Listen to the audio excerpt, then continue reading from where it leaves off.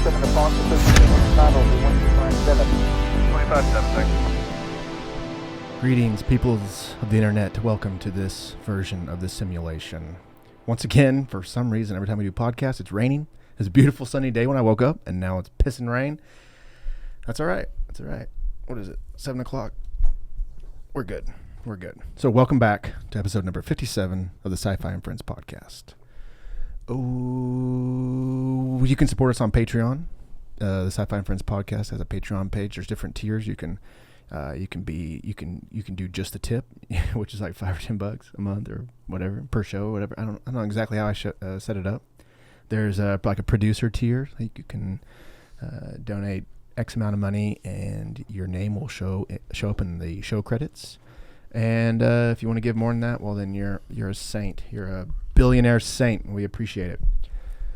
We do accept Bitcoin as well, so, and all other cryptocurrencies, all the good ones, not Bitcoin Cash. Trade it in and buy more Bitcoin. Is there anything else that I needed to talk about as far as on this, any updates? I do not believe so. So, without further waiting, my guest today is a musician. He is an outdoorsman and also another lifelong Kansan. Please welcome Tim Nowell. What's up, everybody? How's it going out there? Yeah, baby. I got your name right. I was like, no. You got it. Yeah, dude. Well, thanks for coming on. Appreciate it. You haven't been playing a lot of shows lately, have you? No, something happened. I don't know what happened. Everything just shut down? Yeah. It's like, what the hell? It's been crazy. I've never thought that would happen. You know, the bars shutting down, Mm-hmm. you know, concerts, festivals. And it was just, you know, like everybody else getting into that busy season. Yeah. And it just struck. I think I had 12 or 13 shows booked this month, and they were just all gone in an instant. Is that pretty average, like 12, like 15 shows a month? Is that kind of busy, or? Yeah, 15, 16 probably. Usually about 10, I would say would be average, 10 to 12. Okay. But Right. during the summer it picks up. Right. And, you know, every year it gets a little bit more busy. Right. So it's good. Yeah. But this year was kind of it's a fluke. I don't know. It's Yeah. weird. Yeah, it's absolutely been wild. In fact, I think I saw you play the first time at Brick and Mortar in Pittsburgh, Mm-hmm. like 3 days before the shit hit the fan. That was my last show, I think. Yeah, because Yep. Kyle came in. Mm-hmm. I don't think I had met you before that. We had talked about maybe doing a video Yeah. online, but we'd never met. And then Kyle came in. I was like, that's Kyle Ogle. What's going Yeah. on? And then I recognized you, and we got to talk and everything. But after that show, everything shut down. Yep. I just had my first one back. It would have been Tuesday. Okay, In Kansas City, there's a thing called Barstool Sessions. nice. It's kind of like a Nashville Riders Round. Yeah. They do it in Kansas City. So that was my first one back. So I don't know. It's been early March up until then that I haven't played. And we're almost into May. Mm-hmm. That's crazy. You did some like online stuff though, like Yeah, live stuff. I just did a to keep few you busy. lives. It was interesting. It was cool, but it was Yeah. weird. You're just looking at a phone Yeah. and playing and seeing everybody's comments and where they're at. It was kind of cool to do. Mm-hmm. I mean, situation could have been different to do that, Yeah. but it kind of opened that up, and it was fun. We had a good time. We moved recently, and my buddy built a bar in my basement, like a full-scale bar. Mm-hmm. We got a projector and a pool table and some poker tables, so it was a good place to do it. It's kind of like we're at a bar, Yeah. but without the people, so it was fun. Everybody thought I thought it was a bar when I watched the live feed. I was like, man, he's at this bar playing, and I didn't know it was your place. Oh, really? Yeah. Until Kyle told me when we were at Pamoose the other day. Yeah, it was in my basement. He's like, it's legit. It's like a legit bar. Yeah, my buddy Charlie, he did a good job on it. Yeah. It was pretty cool. It looks like a legit bar. Well, thanks. Yeah, Yeah, it's for sure. cool. I was also impressed because we talked about maybe like doing a live show, but Mhm. dude, the amount of equipment, at least, I mean, it's just out of my wheelhouse. The amount of equipment needed to do like multiple cameras, and it's a full-on production. I'm sure. Yeah. Yeah, it blew my mind. I was chatting with a B&H representative online. Do you know what B&H is? B&H is like a huge, like mega store for video, audio, all multimedia stuff. Okay. Yeah, I mean, it's awesome. But you can chat with like experts. I was like, hey, I want to do on live multimedia or live high def stuff, and he like sent me all the stuff I needed. I'm like, this is $6,000. Like, Wow. holy crap! But I was actually really impressed by your feed, and it just being a phone. Yeah, I think it was an extra phone that we have, maybe an iPhone 5 or something. Yeah. I don't know. I was kind of worried about the quality, but it turned out okay. It was great. I thought it was great. You know, I logged, like the notification popped up like Tim Nowell is live. It's like, oh, let's check it out. Then the bar settings like awesome. And then, you know, for you, most important is the audio. The video could be hazy or whatever, but as long as the audio is crisp, clean, like looks good, sounds good, you're good to go. And it did. Yeah, no microphone. It was just the iPhone. It was just the phone. Yeah. That was it. I was like, whoa. And I watched for quite a while. I was like, man, this is crazy. Yeah, I don't know. I guess it just turned out all right. I don't know. Yeah. No, it did. It turned out great. And that particular one, because you did it a couple times, but I just remember the first time, I mean, I was impressed by how many people tuned in. Yeah, you had a it little was tip cool. jar. I mean, it was like, it was literally a virtual bar show. You I know, and I just had to walk downstairs and then drink and then walk back upstairs. You know, it was safe. Yeah. Yeah. So it was different. Yeah, the first time, I think Kyle and Tark, my drummer, they did it, and then I think I did one by myself, and then Kyle joined me. Okay. Again. So I think we did 3. Nice. Yeah. Yeah. I mean, what else could you do during? I mean, everything is shut down. Everything. Yeah, it blows my mind. It's so crazy. Yeah. There are times I have like high days and I have low days where like high days I'm good, I'm going about life, and there's low days where I like lay in bed or I'm sitting on the couch. I'm like, what is going on? I know. And then when you first went out to venture out to the grocery store, it was just weird. All that stuff was gone. The toilet paper I still don't understand, but just a reaction, you know, like embarrassing reaction for like the group of humans, like for all humans. It is. It's I like, think. damn it, you know, I wasn't part of that, you weren't part of that, but it's like I'm embarrassed. Yeah, I mean, I think we bought one when it started, and I think we just, yeah, I don't know how probably someone needed could, it. Right. You know? I don't know how many, how you could use so much toilet paper, but I guess it just scared fear or something. Right. Well, and I heard a interesting theory on the toilet paper. It's like toilet paper takes up a lot of room on a shelf. And so if one gets taken down, there's like a big empty spot, and 2 get taken down, 3, all of it gets taken down. The shelves look empty. Oh, I didn't Shelves thought look about that. Yeah, shelves look empty. There's a little bit of panic in the air. There's a little bit of uncertainty. You walk into the store and it's like, whoa, what's going on? That's true. You know, I never thought about that. I thought that was a pretty good theory of like, man, that could be a trickle. Because that, if you walk in and you have like all this chit chat about pandemic and what's going on, you see empty shelves, I'm probably going to take a picture of it. Put it I on. did. Exactly. So that's everybody did. That's what I thought when I first seen him. Like someone posted a Facebook picture and just caught like wildfire. Exactly. It only takes a couple pictures, and if 100 people take a picture, game over, and then it just gets out of control. Yep. So, but that that was weird. But another thing that happened, which was we're talking about, is like everything went online.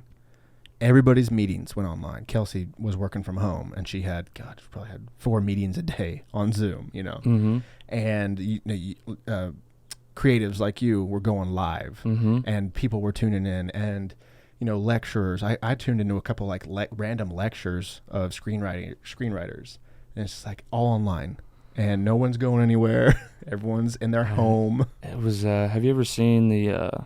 It's on Netflix. I don't know if they still have seasons. It's Black Mirror. Yeah.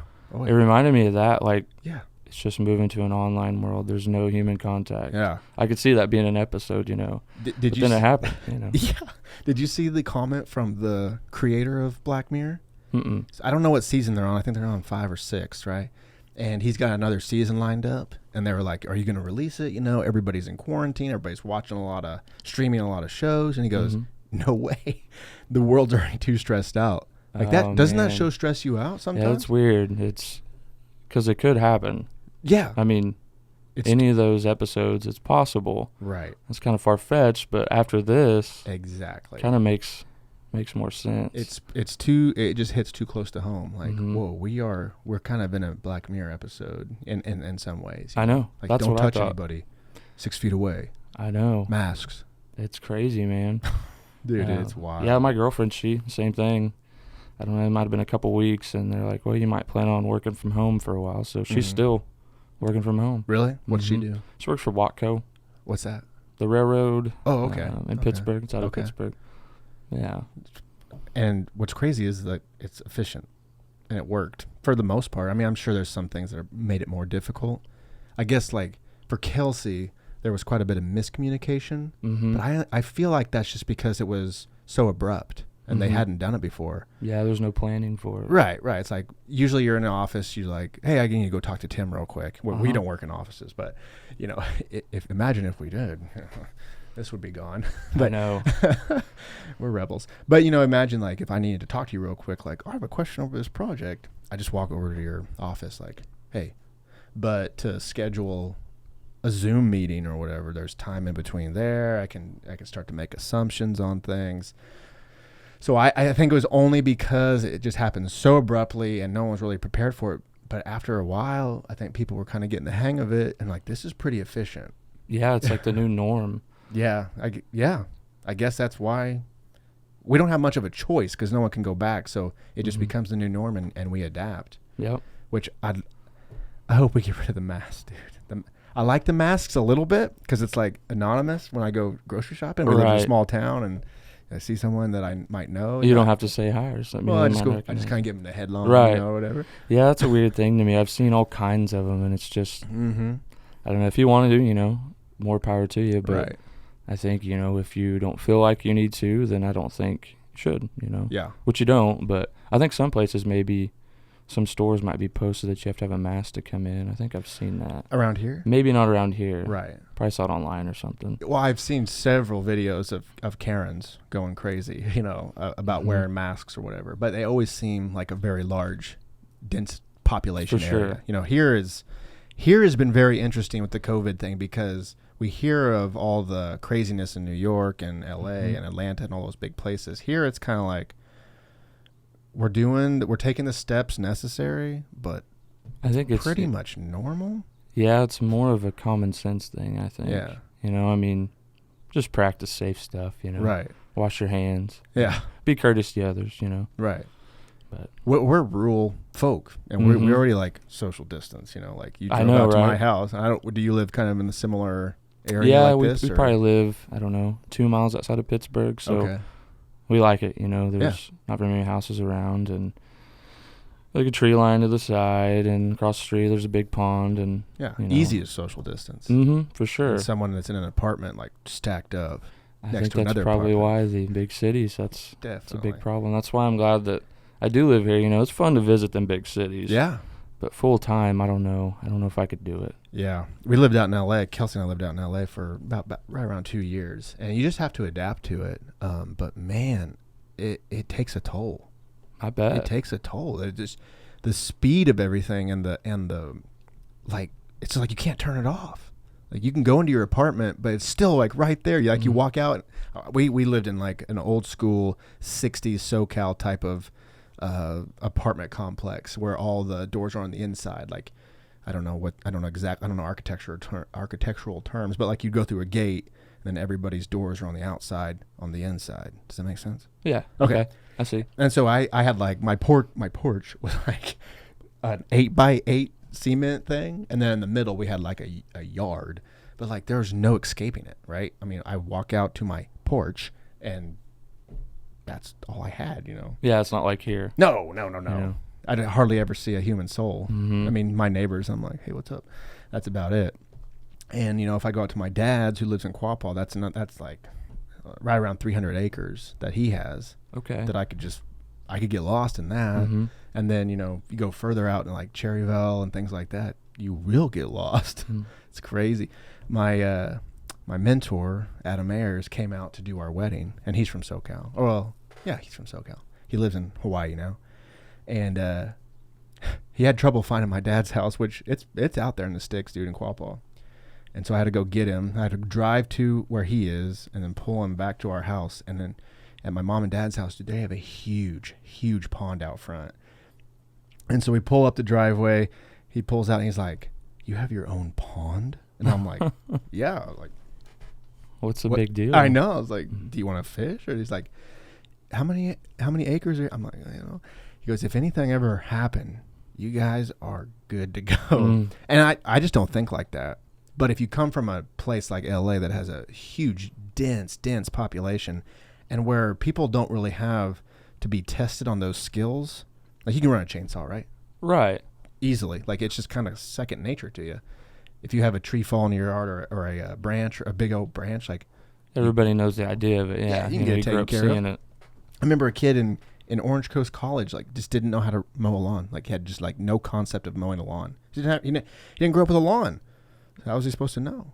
It blew my mind when he said wild. That. We just grew up with it, And so there's that sort of separation, but it would the intensity of that separation would just continue as far as like, I can't make a fire with sticks or flint, I get the concept. Maybe I could. Maybe if you had to. Maybe. But, those survival skills, like a lot of those urban type people don't have those, or don't even have the concept of those. And we're just out in it. For instance, like you've skinned a deer, you've cleaned up a deer, I've been with buddies, yeah. Sure, right. Been around it, yeah, for sure. You get it. Cut, gut, clean, whatever. When other people, urban type folks, see that, urban type folk, you know what I mean, guys. When they see that, they just like, what is going on? What are you doing? This people who probably don't drink Busch Light. Probably. And I get it. The first time, my dad, showed me, I was like, oh my God, I was like grossed out, But now I'm totally used to it or whatever. There's just such a divide between those worlds, our world and their world. And there's probably, there's not even probably. There are people out there that put me to shame in the survival, rural country type of thinking. I'm such a rookie in that world, and there's people that are just so far beyond me. Like if the nukes go off, I'm probably not gonna make it. They will though. Oh yeah, yeah. They got all the ammo, and they can make their own bullets, and they can live off the preppers grass in their yard. Whatever. Yeah, it's crazy. So, in that sense, I appreciate being here. Me too. As this thing went down, it's kind of like, if you think about it, it's you're growing up, it's real boring. There's not much to do, but when you talk about that stuff, it's kind of like a luxury to have that. It's just second nature to you. But like you say, those people out there on the coast or New York, they're just blown away by it, and vice versa. Right. When I visit a big city, it's like, what in the hell? What's going on? Yeah. I remember when I first started, playing music, and we started, going to other places. I hadn't been anywhere really. I don't think I flew until I was 26. Wow. I think, yeah. I had never flown. Where'd you fly? I went to Vegas for the first time, nice. Yeah. A buddy's bachelor party, went out there, and that was the first time. I think I've flown maybe 8 times since or something. Wow. But, yeah, not much. Yeah. And it was different to me. It was crazy that people do that, weekly. Yeah. It was just a weird thing. Did you freak out when you first flew? Like, not freak out like as in afraid, but were you like... I was nervous. Yeah, it was weird, I remember when it started up, just like it was loud. Yeah. And then you're backing up, and then we take off, it's just like... The G-force and everything. It was cool. And once I got, up in the air and it calmed down, I was like, oh, this ain't bad. But we flew out of Kansas City, and there was a couple next to us, and they were going to... what's a car show out there? It's once a year. It's a big... I don't know. A big car show out in Vegas? Yeah. I can't remember what it's called. I want to say it's a guy's name or something. Car show in Vegas. Google. SEMA? It may have been that, but it seemed like it was called something else. But International Viva Las... Oh, man.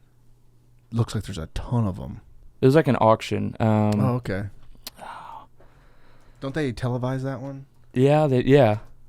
Barrett or something, maybe. Oh. I don't know. Maybe not. I don't know, dude. Jackson Barrett. I think Jackson that's Barrett? what it is. So these people had money? Yeah, I Kansas City. They were going to look at... Right there. There Auction it company. is. World's greatest collector. That's what it was. Barrett Jackson. He was going to... I think he said he was going to bid on a Chevelle, like a 70 Chevelle or something. But anyway, they... we kind of talked to him, and he had been down to Pittsburgh and knew Pitt State. And we landed, and while during the flight, like kind of towards the middle, it was turbulence. And I didn't know it was bad or good, bad, or if it was not too bad. And he's like, "It was your first flight?" I said, "Yeah." He's like, "Man, that was some pretty bad turbulence." Really? Yeah.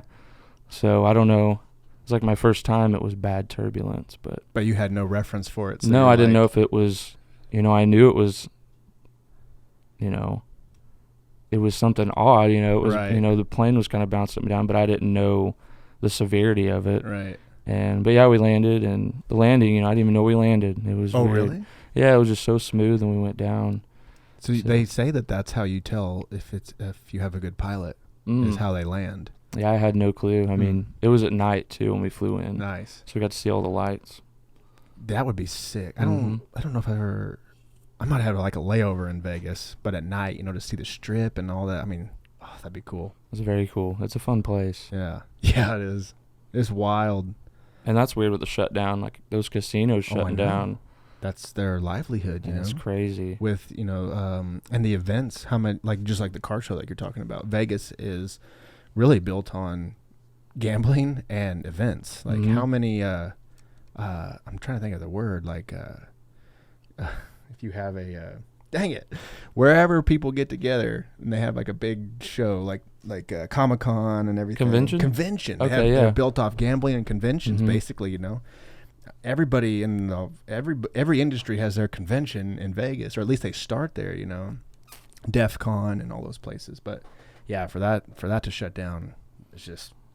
I knew shit was real then. You know what I mean? Yeah. When Vegas shuts down. Yeah, I saw. I was kind of paying attention to it, and then I listened to a podcast by Sam Harris, and I really like Sam Harris, and the podcast, he took it pretty seriously in the podcast, and I was like, okay, I'm putting this on my map. I'm gonna pay attention to, because if he's paying attention to it, and he wasn't freaking out, but he was very aware. I was like, I'm gonna pay attention. Then like that next week, South by Southwest, shut down, and then I was like, oh shit. Yeah, it just kept getting worse. Yeah. I mean, bigger events were getting canceled. The NBA shut down. Yeah, March Madness. And then, recently I've just been seeing, like, Kenny Chesney canceled his world tour or whatever, Dang. I think a lot of them have. Yeah. I mean, I don't know, the bigger guys. I think Chris Stapleton, Dang. Sturgill Simpson, Yeah. Ooh, Sturgill. Be awesome. I had tickets to go see Rogan and Dave Chappelle in Nashville, and they canceled that, Man. They moved it to September, but man, I don't know. Oh, and you point, yeah. I don't know what's gonna happen. I don't know. A big event like that. I hope. Have you heard like a lot of the California celebrities are wanting to leave because California's like shut down till August or September. Oh, I didn't know that. Yeah, like Kansas is in phase 1.5, which whatever, 2 next week. And they're like slowly opening up. Like gyms are open now, and bars I think are open. Yeah, I think Tuesday. Okay, right. It's like, I don't know. There's a limit, like 20, 30 people. I don't know. California's like nothing until August, and so a lot of these comedians are saying like they're thinking about moving to Texas. Like this is the chance to move. Texas is kind of a little bit more allowing things to come back sooner. And so there's like this massive wave of these celebrities moving to a place. Really, everybody loves Austin, because it's kind of like California, I guess. I've never been. I haven't either, but I've heard just so many good things about it, how cool of a city it is and whatnot. So what all places have you played? We played in Nashville. We played in Georgia. We played down in Texas, but it wasn't too far down. Yeah. It's kind of on the line. Of course, the 4 states. That's, the home base. That's where we play a lot. Been up to Nebraska. I think that's it. Yeah, I think the farthest is probably Georgia. Nice. That we played, yeah. Nice. So and that's all those places like definitely fit up with your kind of music. Yeah, the like South, yeah. The South, yeah. Have it like. I want to get more down into Texas. That would be. Yeah. I think that's where it would, go over well. Yeah. Oklahoma's good too. Yeah. That's kind of like the red dirt scene. Right. Kind of started there in Texas, so I like playing in Oklahoma. Yeah. We play in Arkansas. There's a cool place there called the Cat House. It's always fun. Nice. And in Eureka Springs. Oh, what a good place to play. Yeah, that's really fun. Yeah. It's cool. That's a neat town. That so strange. It's so strange. but like good, like in a good Mhm. way. But it's like surrounded by dense forest, Yeah. and the architecture is all very strange. Like you get such not ghost like vibes, but like spirit vibe. You know, like Right. something's not right. Uh-huh. But it's cool. It's so cool. Yeah, we played there, and you hear stories about being haunted, like a lot of Yeah. stuff around there. Mm-hmm. And I could have swore, we stayed upstairs. They have an apartment that they let musicians stay at. I don't know, about 4 a.m. I could have swore I heard something down there. Really? They said they find chairs up on the bar, At this or cat stuff. house? Yeah, Yeah. and all around town, I think. You Yeah. know. Well, there's that famous hotel, right? Overlook. Mhm. The Overlook, right? Is that it? No. That's the Stephen Shining. King one. Yeah. There's What is another that? one. There's another hotel that's super haunted and weird. The Crescent, maybe. Is that what it is? You might want to check. I don't know. Here we go. Sounds familiar. Oh gosh.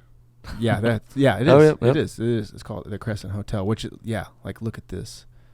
You obviously have seen it, but dude, Almost looked like something out of The Shining. yeah, oh totally. And we filmed. Yeah, what the hell is that? I don't know. Jesus. Yeah, that's very Eureka Springs right there.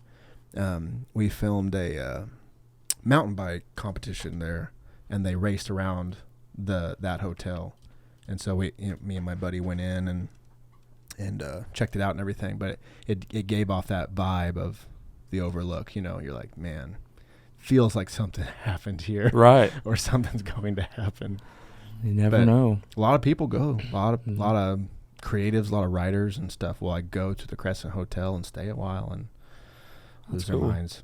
Yeah, Huh. yeah. So where did you start playing music? Like at a young age, or like did you pick it up later? Or? Yeah, pretty late. My whole family, like my aunts and uncles, and it seems like everybody can either sing or they can play an instrument. And a lot of them very well. So I grew up around that, my whole life.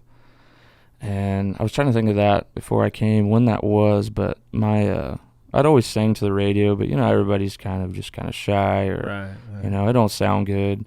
I remember some of my buddies, like, man, that sounds good. You remember lyrics really well. Like when we were younger, I'd be in the car or something singing. Like, how do you remember that? I was like, I don't know. I just love music, and I think I was 25. Yeah, 25. I think my mom was like, "What do you want for Christmas?" Every year. I'm like, "Well, I'm kind of old. Right. I don't know, some money or nothing. Get yourself something. Right. I just want to spend time with you." And she's like, "No, really?" And I was like, "Well, a guitar." She's like, "Really?" I said, "Yeah." She's like, "Okay." Well, it came, and I got it was a Fender. The strings were kind of janky. It was a pawn shop Fender, so that kind of sounds cool. Your first guitar is a pawn shop Fender. I need to write a song about that, but Pawn shop Fender. Yeah, dude. probably been done. I don't know. Do it again. Yeah, but my one of my cousins, he restrung it and cleaned it up, and I just started learning just kind of by myself. My cousin Keith, he had played, and he showed me, I think it was D and G and maybe E minor, and I kind of just took that and watched YouTube videos, looked at tabs, like kind of like everybody, and just kind of taught myself. Right. And started playing a little bit, just 3 chords, just doing that, and I just started writing a little bit, just out of boredom, I guess. Back in high school, wasn't really into poetry, but I did some, and my teacher was like, "That's really good," and I was like, "Nah, it's not good, but you're just being a cool teacher." Right. So I started writing, and I played it for a couple people. They're like, "You wrote that?" It's like, "Yeah." Like, we need to keep writing. So I just kept writing, and I never took vocal lessons. Wow. It was just at 25, I just kind of started, and then I just kind of went from there. And you work at it and put out an album. Then one of my songs played on like 96.9 here. Nice. And it's got some attention. In Springfield, they have it's called The Outlaw. They have like a hold 'em and fold 'em. Okay. And it's like a radio station type yeah, thing? like a call in, and people are like, "No, I don't like that," or Right. "That's good." Right. And Hold 'em. That's a good one. yeah, hold 'em or fold 'em that's on The cool. Outlaw. And I got like 100 Wow. hold 'ems and no fold 'ems, and they were like, Whoa. "Holy cow," Yeah. So I think it still plays on there every once in a while, but I don't have a label and Right. all that stuff. So Well, you will. I hope so. It's coming, bro. I hope so. Yeah. I hope so. So how old are you now? 30. Okay. 31. You only been playing 5 or 6 I'm years. 31. Yeah. Wow, dude. Yeah, I just picked it up. I wish I would have picked up a long time ago. Yeah. Sounds like it's very genetic though. So it's, Yeah, I mean, not just saying that, but some of the best musicians I've seen are in my family. They're just talented. They play the old country, folk music. So that was cool, and that's my favorite kind of music. Yeah. So it was neat. They're pretty crazy. It's musicians. I enjoyed it a lot listening to them. So then I got to play with them, and that was a weird thing too, Yeah. And I still do sometimes, but I just like to listen to them and enjoy it. Did they ever like encourage you to play or sing or anything? Or? Yeah, when I first started, I was still shy, and I'll get up here and play and follow along, just quietly, just kind of watched and followed along, and then I started, just picking it up, writing and stuff. So it was neat. It was cool. I remember the first time I'd played a song I wrote, and they started. I know they were listening, right? And they started filling in with mandolin and guitar, and I'm like, man, this is what it's all about. It's got to be such a great feeling. Watching them that whole time, then they played one of my songs. Yeah, so. That's amazing. Yeah. That's amazing, dude. Did you, like, as you were learning, like, how did you pick your path? Like, how did you, like, find your voice and choose the type of music that you overall chose, in the end? I think it's just what I grew up, Waylon and Haggard, and just right. that outlaw 80s era. They played a lot of that, a lot of bluegrass. Yeah. They played that. Of course, I can't play the guitar good enough to pick that fast. Yeah, so that's what Kyle, Oh, Jesus. That's what he does. Yeah, that guy's crazy. Yeah, he'll get after it. Yeah, he's very talented. Yeah. But yeah, I liked that music, so I started playing that. And I guess just listening to those lyrics, growing up, it kind of just molded me into what I wrote about, Yeah. And of course you write about buddies and relationships they've had and just stuff you hear. Right. So I guess that's how it's based off of. Yeah. And you definitely fit the image. Oh, yeah. You definitely fit in the image. But honestly, you probably could pass as like a metalhead too. Like a 5-finger death punch type of, I like that stuff. Yeah. Yeah, there was a time like high school I listened to like the Marilyn Manson or like Rob Zombie I really liked. Yeah. I still do. Oh, hell yeah. There was a band called Rev Theory. Yeah, I loved Rev Theory. I went to... Did they play Red? Was that Red, the song? I think that's Chevelle. Okay. I don't know. What is Red? They have that song Hell Yeah. I think it was a wrestler's like entrance. Okay. It's been a minute. Yeah, I don't know what year that was. We went to Rockfest. I went there. Oh, yeah. And that was an experience. But they were on the small stage. I think there's Hell Yeah. Light it up. Mm-hmm. Okay, we won the night. Yeah, okay. Yeah, dude, that Rev Theory was like part of my skateboard playlist in high school. Like when I'd skateboard after school was part of that. Yeah, I like that band, but they just stuck out to me. They're on the small stage, and I guess because we're up close and really got to see the show. Yeah. But yeah, I listen to all that stuff. I mean, everything. I'll listen to anything. Right. I don't like mumble rap. It's kind of a weird new thing. I don't understand it, but I like the old school rap. Yeah. Classic rock. I like punk rock. Yeah. But usually I listen to country. Right. But if someone's playing it, shoot, I'll listen to it. Yeah. You can at least appreciate it for sure for it being music and art and created and yeah. It's kind of like a just a universal language, man. Yeah. Yeah. Mm-hmm. So I was telling Devin on the last podcast that I've been hanging out with a lot of musicians lately just because of Pamu, Alex Hill and Everett. I go to his shows. And there's different levels to the game, different players or whatever, but to be around that indie music scene, to me, has really freed me up in the sense of being creative, just being creative overall, because it feels like these musicians that I see perform on stage are completely free. Like they're not worried. They might be worried about it, but they're not. I don't see them worried about getting a label or getting money. There's like, I'm here, I'm performing tonight, and here is my soul. I think that's how you get to that money. Absolutely. And all that. You have to, you can't go into it, wanting to make money. You got to be able to do it and love it. Right. You got to play in front of the bartender. Yes. And still have a good time, Exactly. Because there could be one person in there that, they're at the bar listening, so give them a show. Right. Sometimes hard.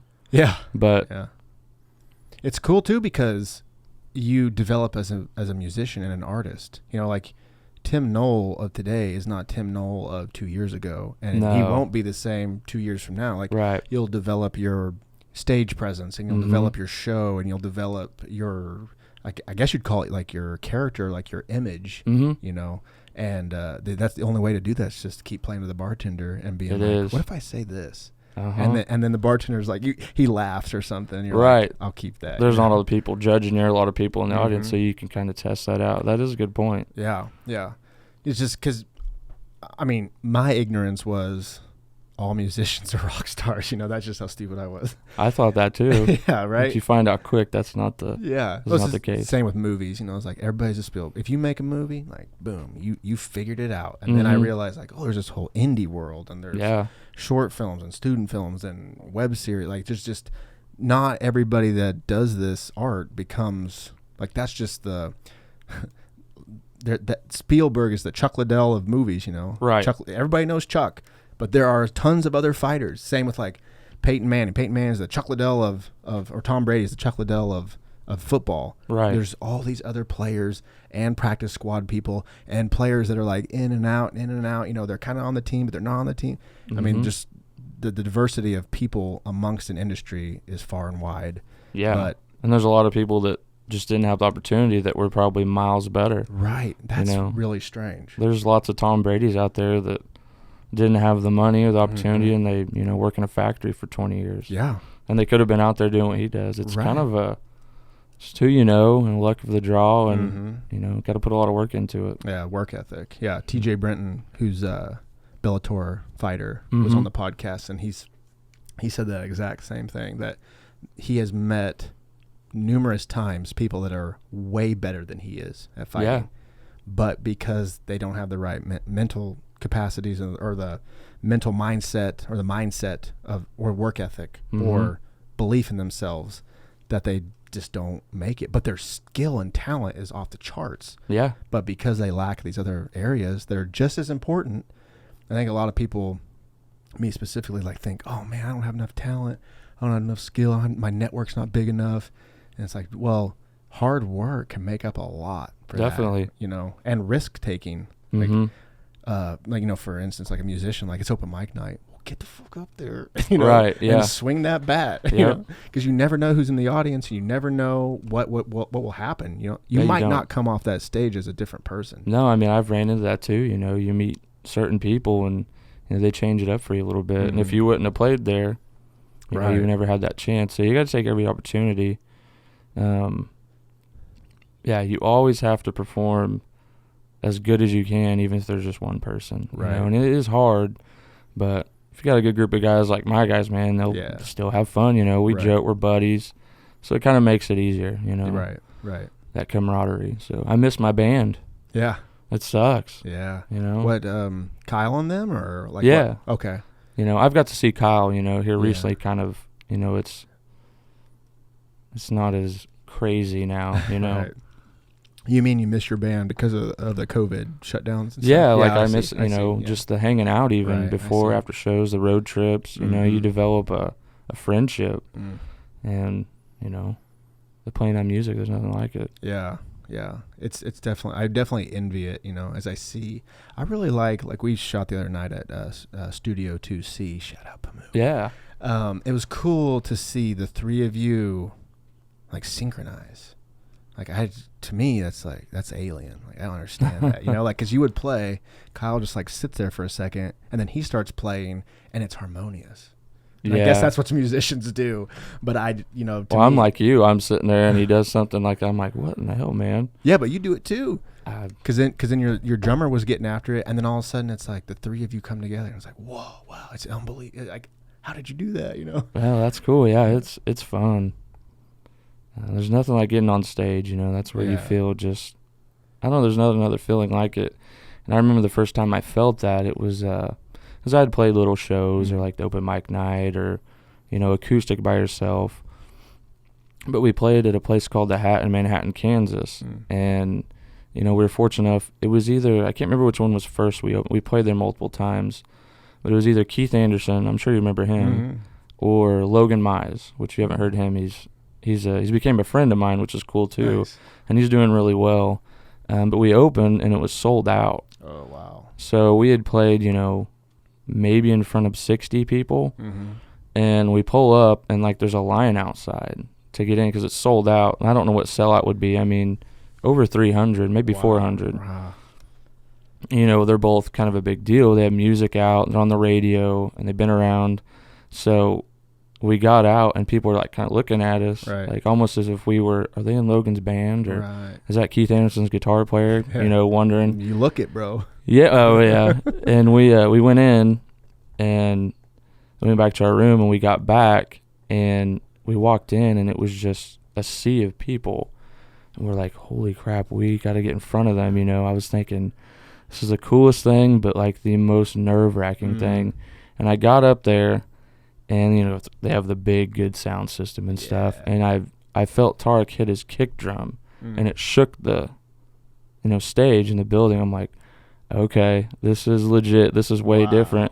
And we started playing, and just after the first song, the crowd was just, it was right there. They were on those fences. Have the fences that keep. We got to do that, and just having them right there.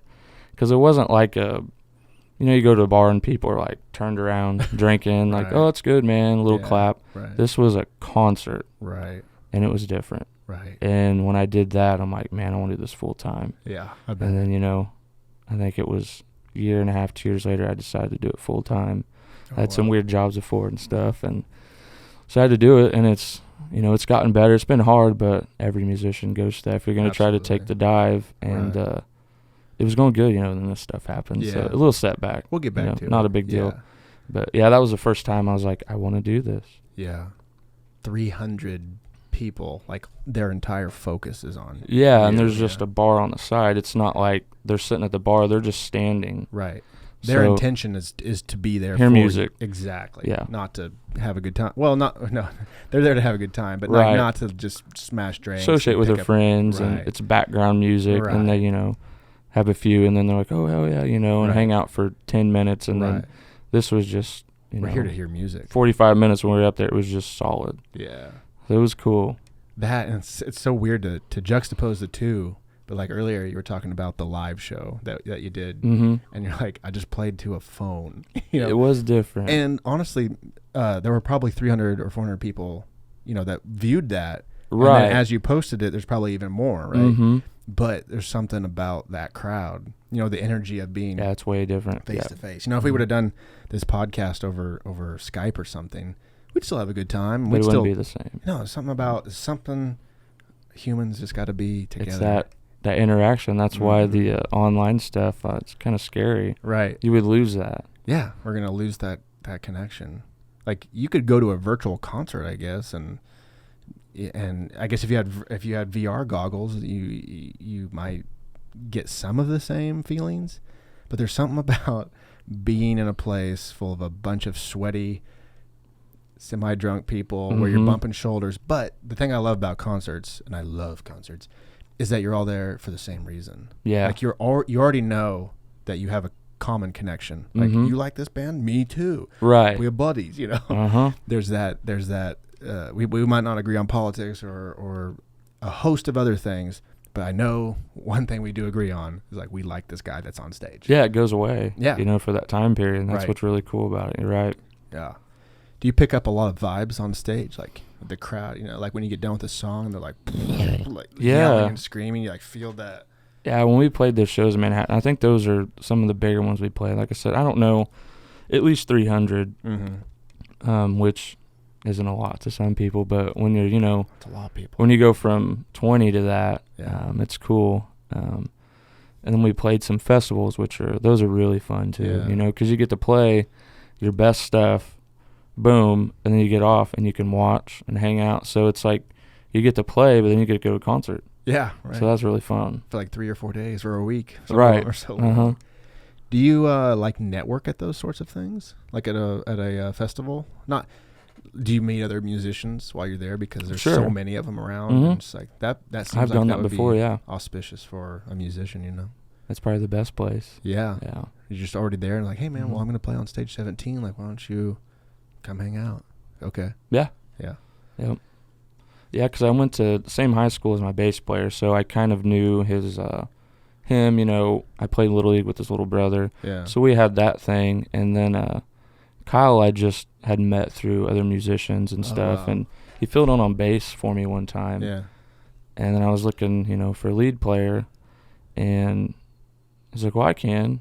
I was like, "Really?" I was like, "Man, you're a crazy good bass player." Then he started playing, and I'm like, "Okay, where have you been?" Yeah. I don't know. I was like, "Holy crap, dude! I did not know that." Kid's wild. Yeah, Kid's wild. I'm gonna try this. Yeah. He's gonna open up this Kill Cliff. Huh. It tastes like an energy drink to me, but it's got 25 grams. Jesus, you'd be on the floor. 25 milligrams of CBD. So That's good. yeah, kind of like grape soda, no sugar. That's really good. Yeah, Thank you. a lot of people use it for recovery, like a workout recovery. They Mhm. have like different kinds, but yeah, I like it. Kill Cliff sponsor the podcast. That'd be Yeah, no joke. That'd be cool. They have a peach flavor one that's like, I bet that would be good. dude, I don't really seek out the peach flavor, but I bought the variety pack and peach was one of them. Bomb, dude. I love that. That was like my favorite flavor so far.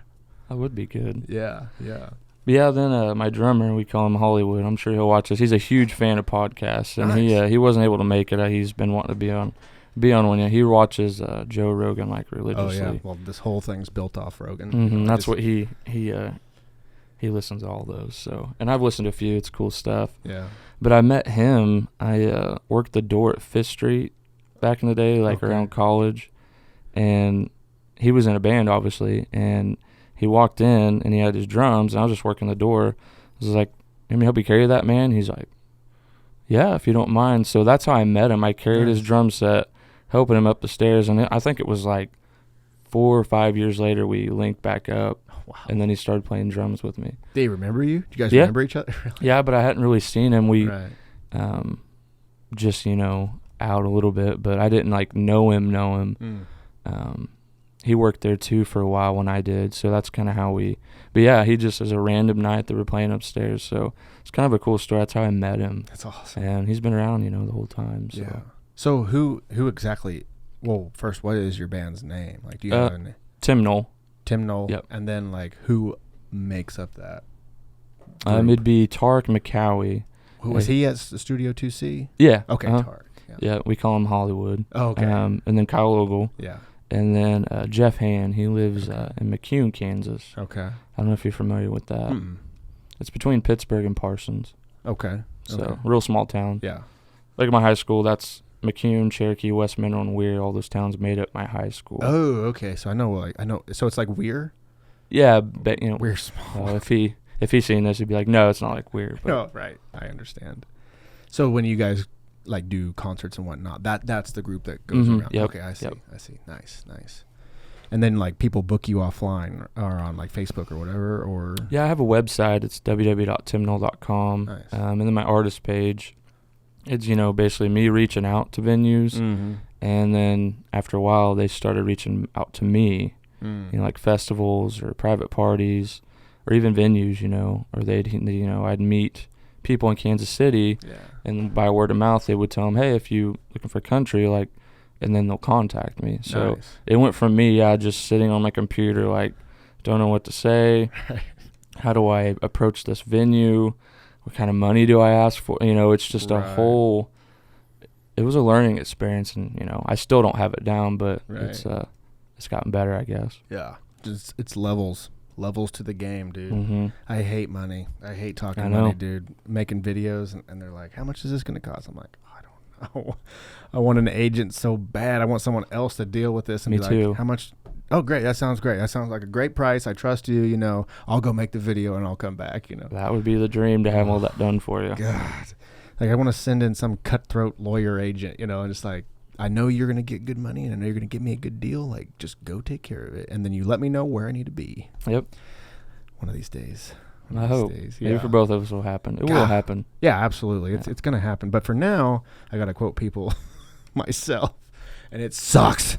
It's awkward sometimes. Thank God. So my wife is a graphic designer. And so Okay. she's in the industry. And so she's more corporate style and I'm more freelance. But like I can bounce rates and ideas off of her, and she's like, oh no, that's way too low or way too high. And it's like, okay, because it's weird. It's like some people do it by the hour. How do you do it? Do you do by just like show, like Usually, venue yeah. size, like just there's so much that goes into it. The travel, right, overnight stay. yeah, If the guys have to drive themselves, if we ride together, it's just so much stuff. What town, because obviously if you go to Kansas City, sometimes you can get a little bit more right. versus back here. It just depends on all that. There's so many factors.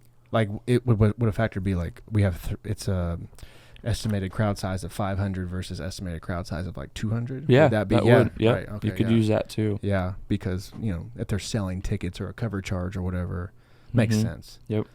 Yeah, it's too complicated when people ask like, how much is this? I'm like, give me a sec, bro. And then you got to drive to the show. Then you got to play the show, drive home. It's just all that together. It can be stressful. Doing it though is not really the problem. I don't mind if you don't mind going to the venue. And No, that's what you love.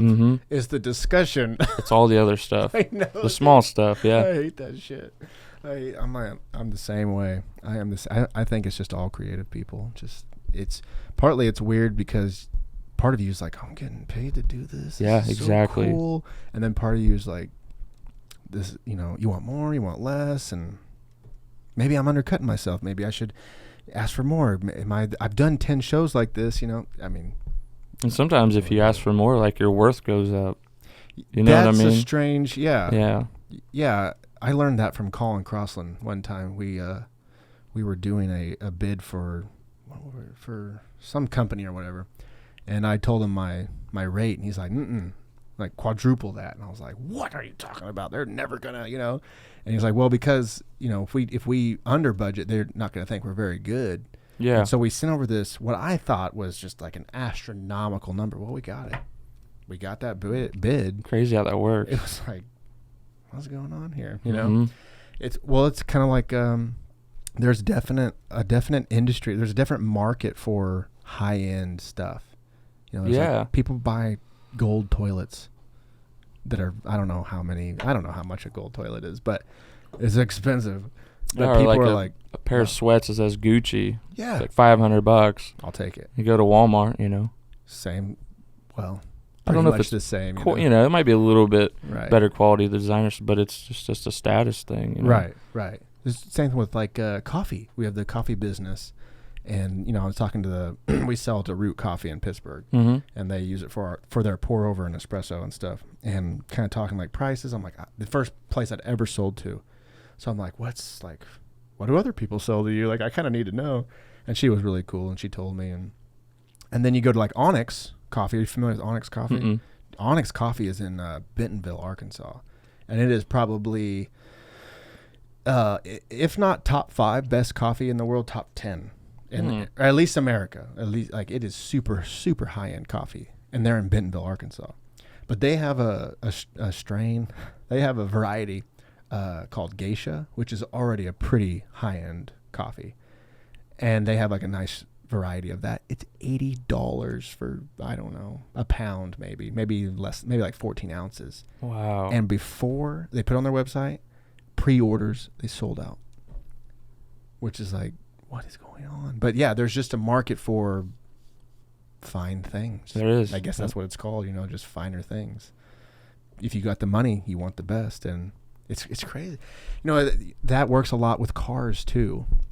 Like you get a nice car, then you take it to the second auto shop to like make it all tricked out, and people lay down hundreds of thousands of dollars to make their car, whatever, Jeep or whatever, just insane. Custom. Custom. Yeah, and they're just like, yeah, go for it.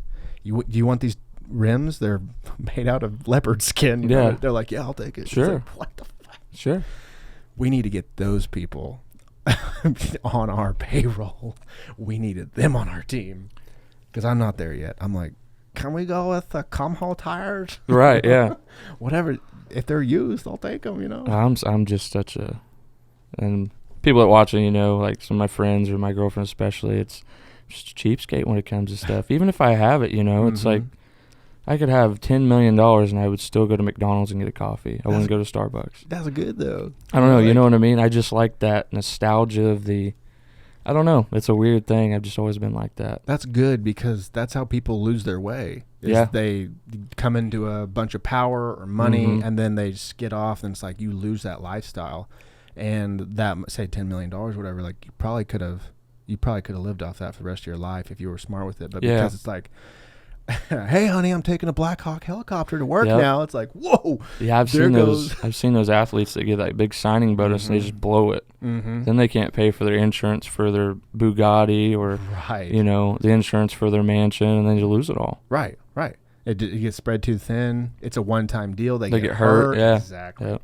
Which anymore, I think they do a lot of. I think it's mandatory in the NFL. They have to go to financial classes, or they at least have to meet with like a financial advisor for X amount of times, something like that. I can't quite remember, but my uncle works for the Ravens, and so he was saying this is several years ago when he was talking about that, because there was a. Do you watch 30 for 30? Yeah, I think that's what that The Last Dance is Oh, kind of really? off of that based. I don't know if it's a 30 for 30, but yeah, I've seen those. Mhm. Yeah, super good documentaries, like so well done. There might have been one that I seen that was about that. There is. They blew all the money at It's- like the strip club and That's drugs. it. Yeah. That's it. Yeah. And so from that, I forget. I think it might be like called Broke or something. I can't remember. So good. Makes me want to watch it again. But yeah, they talk about that, how many times that happens, and it's not just football players. Like it's all athletes. Yeah. And it's because a lot of those guys are very young when they become professional. They're Yep. like maybe 21, 22. How old is Patrick Mahomes? Right. 20. He's younger than both of us. Right. And MVP of the Super Bowl, came in to all that money. That would be such a rush of dopamine to just be like, how much do I have? Yeah, it'd be weird. Right. It would. Yeah. It's a whole nother world where what can't you do? Yeah, you'd have to be smart, have a good head on your shoulders, and you know some of those guys probably come from nothing. You A know? lot of 'em do. And then it's like, Yeah. so you want all that fine stuff, you know, because you Mhm. never had it. Right. So Right. Yeah. I mean, once again, TJ was a professional track athlete, runner at like 20 years old, 18 years old. And he was getting paid crazy money for that age, for like $5,000, $6,000 a week or something. Something Wow. wild. yeah, And he said like he was making so much money at that time that his girlfriend, like say it was like a rainy day today, they'd drive to Kansas City, get on a flight and fly to a sunny place for a day or two. And then they'd fly back, dude. But he said the same thing. He's like, you have to have a good group of people around you to like make sure it's like, yo, Tim, you need to slow down. Like we need to stop flying to Florida every day. yeah. You know? And then you get those people like, hey man, can I borrow $1,000? Like Yeah. you got it. Like we're Right. buddies, right? right. That would be hard too. Yeah. Because I'm the type of person that would want to help all my friends and family, but you know there'd be some with not good intentions. Right. That would be something too. I've heard that before. Oh yeah. And then you feel bad, like Mm, you know one of your buddies doesn't have a car or something. You're like, well, here, right. you know, Then they just wreck it. you're right. Yeah. But, I mean, yeah, how that would be really difficult, especially with family members, I think, because, you know, a lot of them are in debt. I think that would be one of the coolest things is to be like, call my brother up and be like, hey, check your bank account. Yeah. And there's just this fat, huge sum of money. And I'm like, yeah, all those student loans, they're long gone, you know. Remember that Tundra that you were driving? There's a Tesla truck out front. Yeah. You know, you'd want to do that for everybody, Yeah. especially if you had a crap, like just a huge amount. But I don't know. I think you'd have to get some wise people to make sure that you did it right, because maybe you don't get paid like that again, Mhm. or I don't know. So many people get swindled, although like those athletes, you know, they're talking about all the business deals that people have. Hey man, I just need $100,000. It's going to be a huge, the returns, you know, 10 times, you know, they never come back just because it's just not done right. It's just like, oh, here's $100,000 and Yeah. then, poof, gone. You Yep. know? So there's definitely an art to it, but that's one of the more fun things to do at our stage. Is like, what would you do? In fact, I was driving to the gym today and I was like, man, I would be the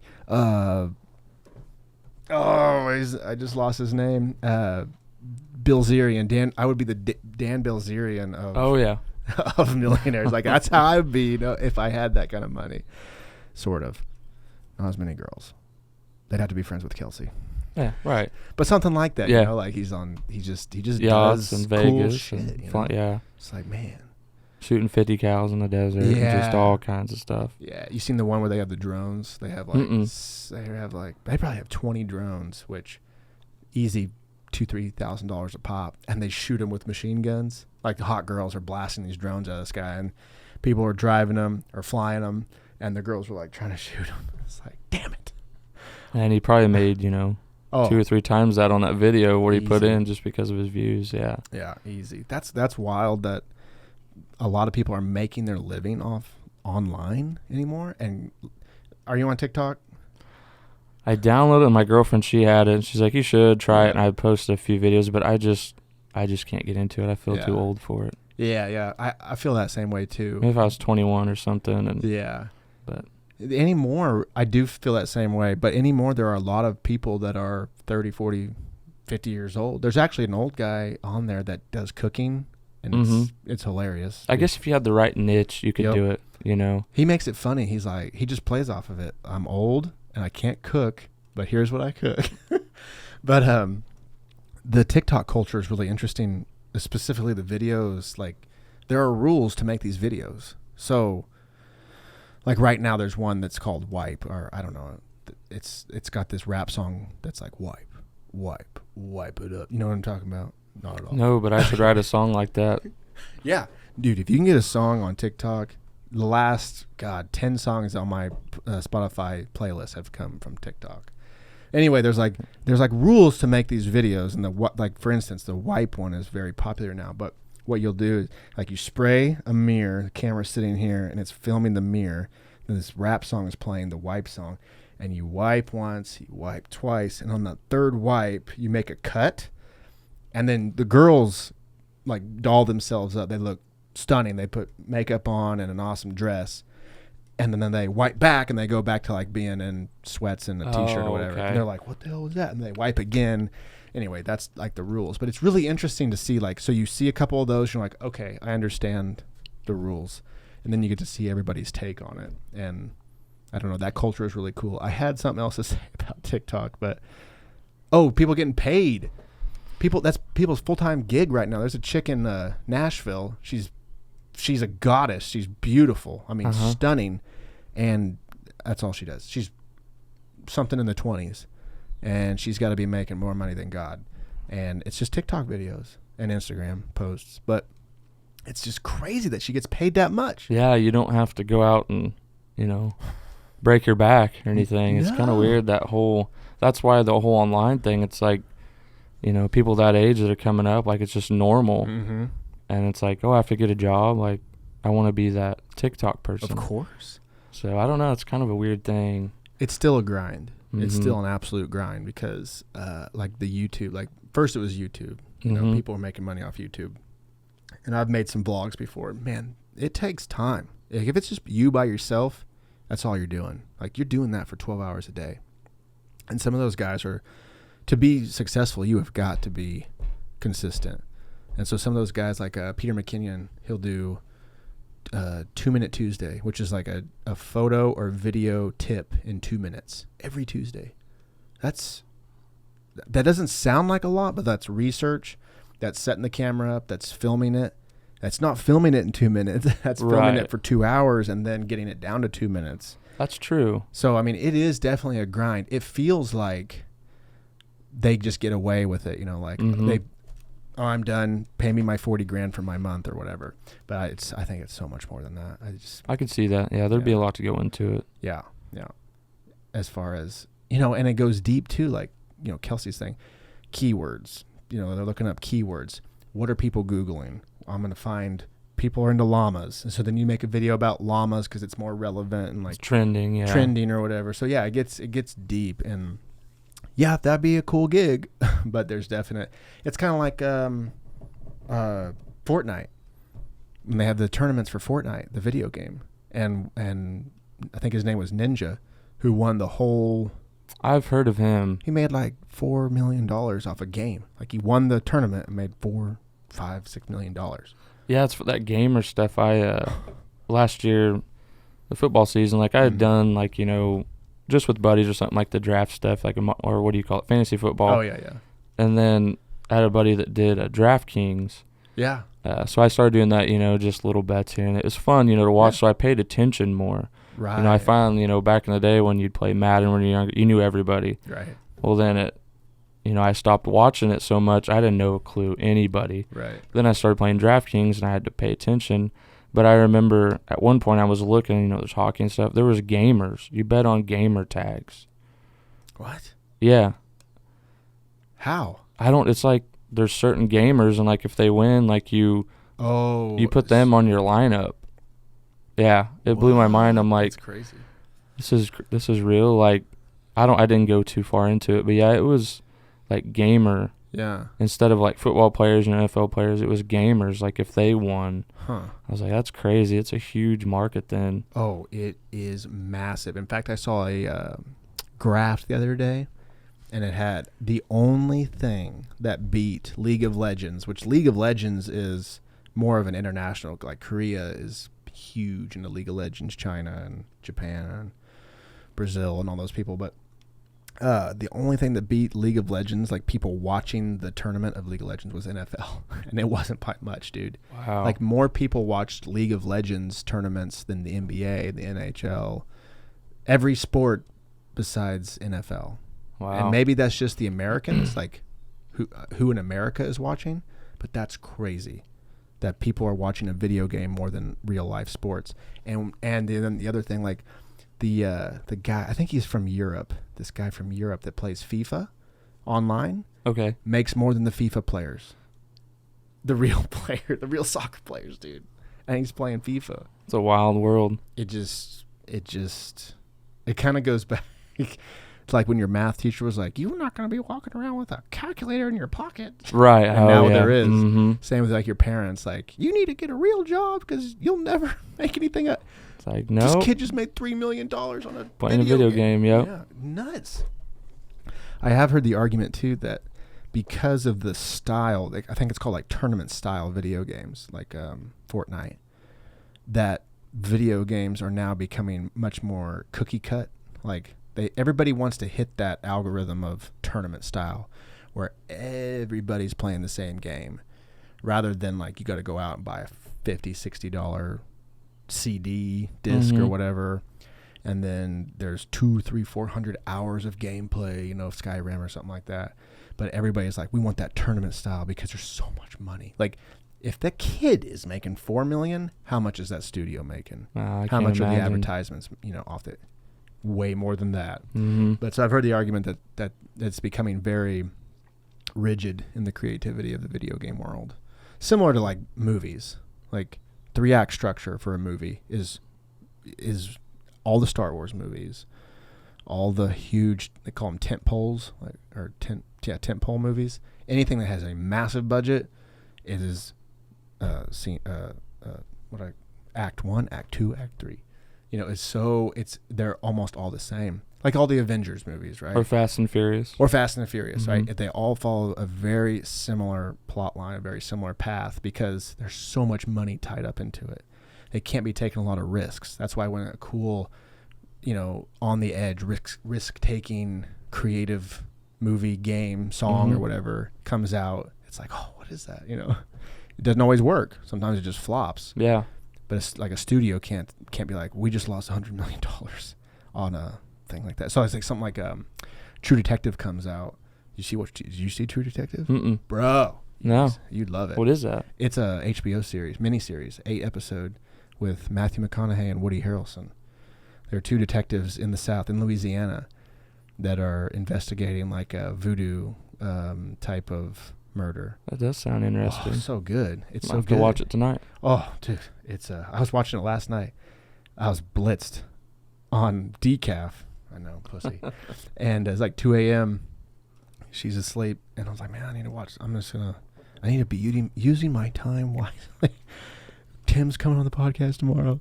It's like, I'm going to put on True Detective. First scene was way too scary at 2 a.m. And I was like, nope.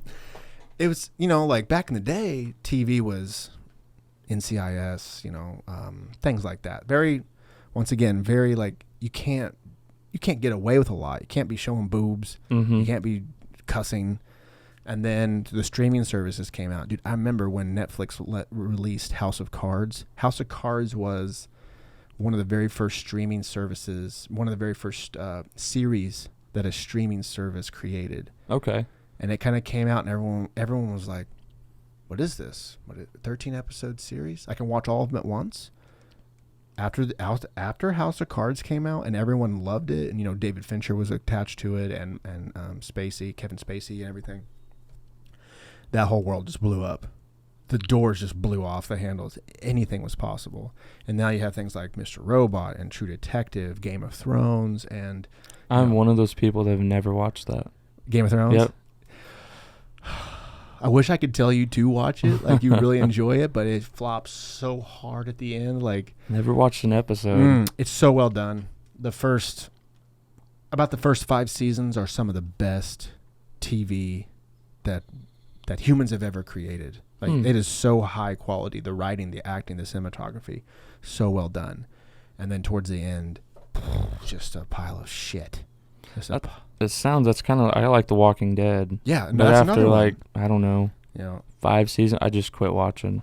you got to wrap it up. You gotta wrap Yeah, it there up was and- no interest. I just, like, Sons of Anarchy, I love that. You know, Mhm. that's probably my favorite one. Yeah, that was a good one. Sons of Anarchy, yeah. That was a good one. And, you know, and there's a Spoiler time. alert, you know, if no one's seen it. Yeah, by the way. When Opie Mm, dies, that was something, man. yeah, that was one of the moments that broke Twitter. You know, that like everyone was like, Did it? What? Oh yeah, they just lost their mind. I mean, that was just like, you know, 2 guys, like their connection, just brothers, and then got to Getting watch goosebumps that. Yeah, that was one that stuck out for me in any kind of movie or TV show. Yeah, That was one. brutal. Yeah, that's Kurt Sutter. Did you know him? He's the guy that made the show. Is he in it? Yeah, Isn't he, what's his name? he bit his tongue off. Yeah, he's got the one eye. Yeah, Yeah. that's Kurt. I learned that after I watched that. I didn't Mhm. realize that. Yeah. I mean, I always know who made it, you know, who Mhm. wrote it, you know, who directed it. So there's times like in movies, I'm nudging Kelsey. I'm like, that's the director. That's cool. That I like that. It's kind of like an Yeah. Easter egg. I didn't, Mhm, you know, mhm. I'd have never known. That's cool. He put Sometimes- himself in there. Yeah, sometimes it's like, excuse me, you know, like Tarantino. Yeah. Like, he can't get away with it. It's cool to see him, but at the same time, like Django, he had the Australian accent. He's like, So I haven't seen that either. oh, really? Mm-hmm. Well, he shows up and sorry about that. You need to see Django. Okay. You would love Django. He shows up in Django, and it's good, but it's funny, but it's, you know. Yeah, the one I remember he was in, I was like, the acting wasn't that great. It was, I can't remember the name. It was vampires. They go to this bar, strip club type deal, Uh-huh. and they like kidnap a family or something. Tarantino? Yeah, I'm pretty sure. Is that the one with Gary, the guy that played in The Dark Knight? Yeah, the commissioner. Mm-hmm. It is. Yep. I don't remember what that one's called. I know what you're talking about, though, because he has the dreads and stuff. Maybe not. Oh, that's From Dusk Till Dawn, maybe. Oh, that might be it. I bet that's what it is. Yeah, filmography. He says he's only going to make one more. He's got some good ones. Yeah, there it is. 96. Well, I don't see it. Which one? Yeah. Bam. Okay. George Clooney. I can't believe I forgot he was in that. Have you Shit, seen man, that? I don't think I have. Oh man, it's good. No, I haven't. I need to watch this. He's even on the. I know. He's even on the poster. He's George Clooney's brother, and it wasn't the greatest acting, but So he actually started. He wanted to be an actor, and went to Okay. a bunch of acting classes. he was in most of the movie. Yeah. He was in this one. Mm-hmm. He usually shows up like Pulp Fiction. Remember, he's the guy making the coffee. He's like, oh, get up. Yeah, he was in that most Mhm. of the movie. It wasn't just kind of like a, 2-minute scene or something. So he wrote it, didn't direct it, and executive produced it. Also a supporting actor. Yeah, he that's funny, dude. Yeah. Those 90s movies, man, that's my, Oh yeah. I love 80s and 90s. I think it's like, it just reminds me of my childhood. I watch them over and over. And my girlfriend, she'll come in, I'm watching like Andy Griffith or the Oh, Waltons or Highway to Heaven or something. That's awesome. I mean, they're cheesy, but they're just so good. They were so good without violence and the cussing and all Right. that. It was just good, Right. I think my favorite movie is probably Uncle Buck. Oh my God, it's one of the greatest. John ever, Candy dude. is That's one of the greatest, and Uncle it has Buck. such a good message to it. You know, it's Mhm. like it's a feel good movie. It is. You know, you have all these relationships that are broken, and at the end, everybody's better Mhm. because of Uncle Buck. I know, and Uncle Buck's just, he's like your uncle. Yeah, He's like one of your uncles that's just that nice, fun guy, drinks a little much, you know. right. Yeah, I think John Candy's probably one of my favorite actors. Oh I mean, man, I The have Great not- Outdoors. Oh yeah. Oh my God, dude. When he gives him the monologue about like, what do you see? And he's like, trees. Yeah, I know, yeah. He rolls up in his, Mercedes or Yeah. something, and John Candy's just that, doesn't have much money, like that Right. family guy. That's yeah, I love that movie. I can probably quote most of that. It's one of those you just sit and like somebody get annoyed if you're watching it because you have to quote it.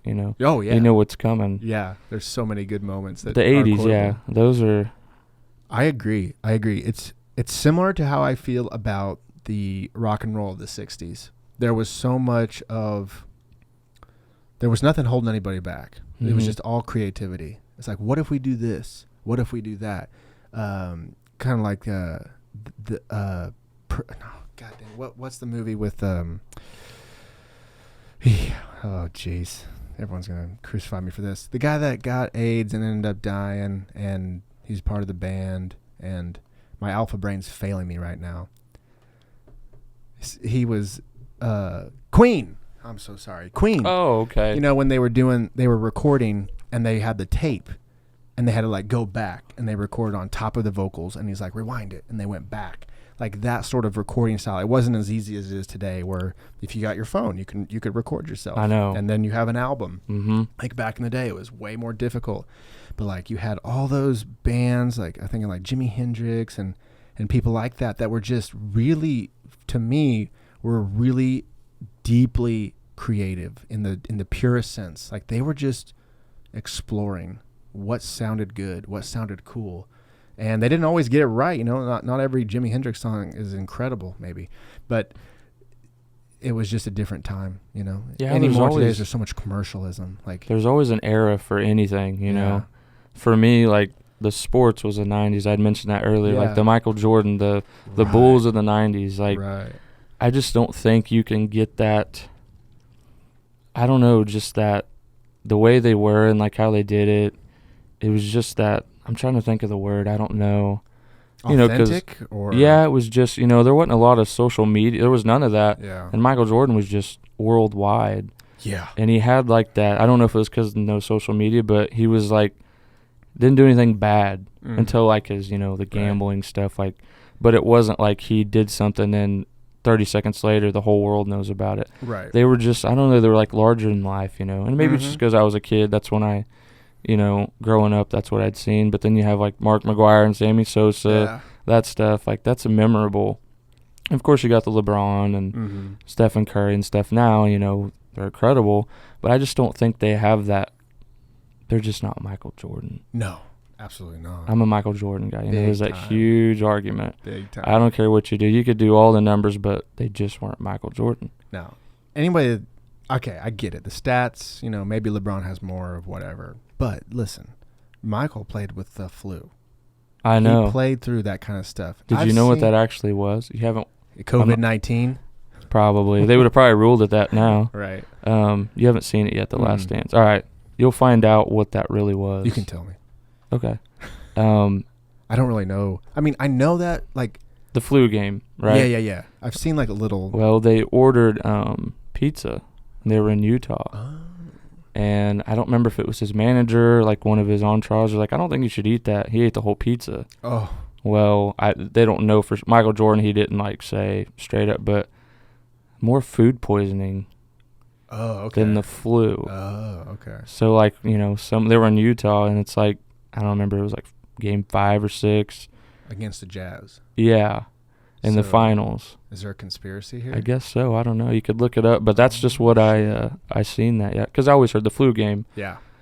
But I think it was more so it was food poisoning. Still impressive. Oh yeah, for sure. Because I've seen LeBron flop like a fucking fish. Like like give Okay, him a that- Tony Award. Ridiculous. That's what it is. That's one of the things, like football, basketball. Those guys were brutal, like men, Yeah. like manhandling each other. There wasn't all the fouls and Right. the traveling, and in football, like a hold call every 2 plays. Like they Excessive just played. celebration.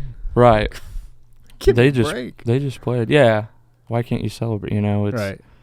it's more.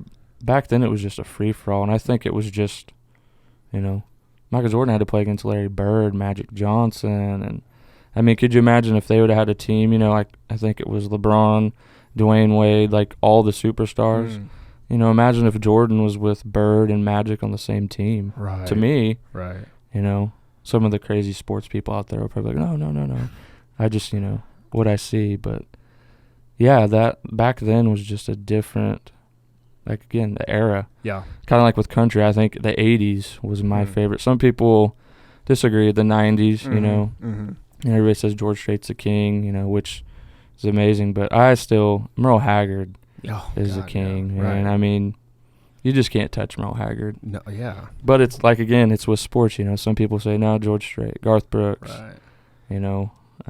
Waylon's close. Yeah. Right. I don't know. It's always a toss-up, but I think as far as a catalog, if I would listen for Merle Haggard, it's just, Right. I don't know, he was just he's an outlaw. Yeah. And I read his biography, and it's just insane. Really. Mm-hmm. Like what? It's a good read. What sort of life did he live? He grew up, I mean, in that book, they lived in like a boxcar, like a house made out of I think it was like a caboose or something. Wow. And he was in and out of like juvie stuff, Mama tried, that's how he lived, and he'd hop trains. And I think in there he went to prison. I think it was he would escape, like those small prisons. Like I don't remember how old he was, but they couldn't keep him in. And then he got a letter, and I think he had to go to Folsom, like big boy prison. Right. And that's where it kind of stopped, And, Right. But his life, he just lived a crazy life. I don't know. He was a true outlaw. Right. you know? That term, it's always thrown around, people. Outlaw, you just can't. I don't think you can be an outlaw today. You can't do that stuff anymore. Right.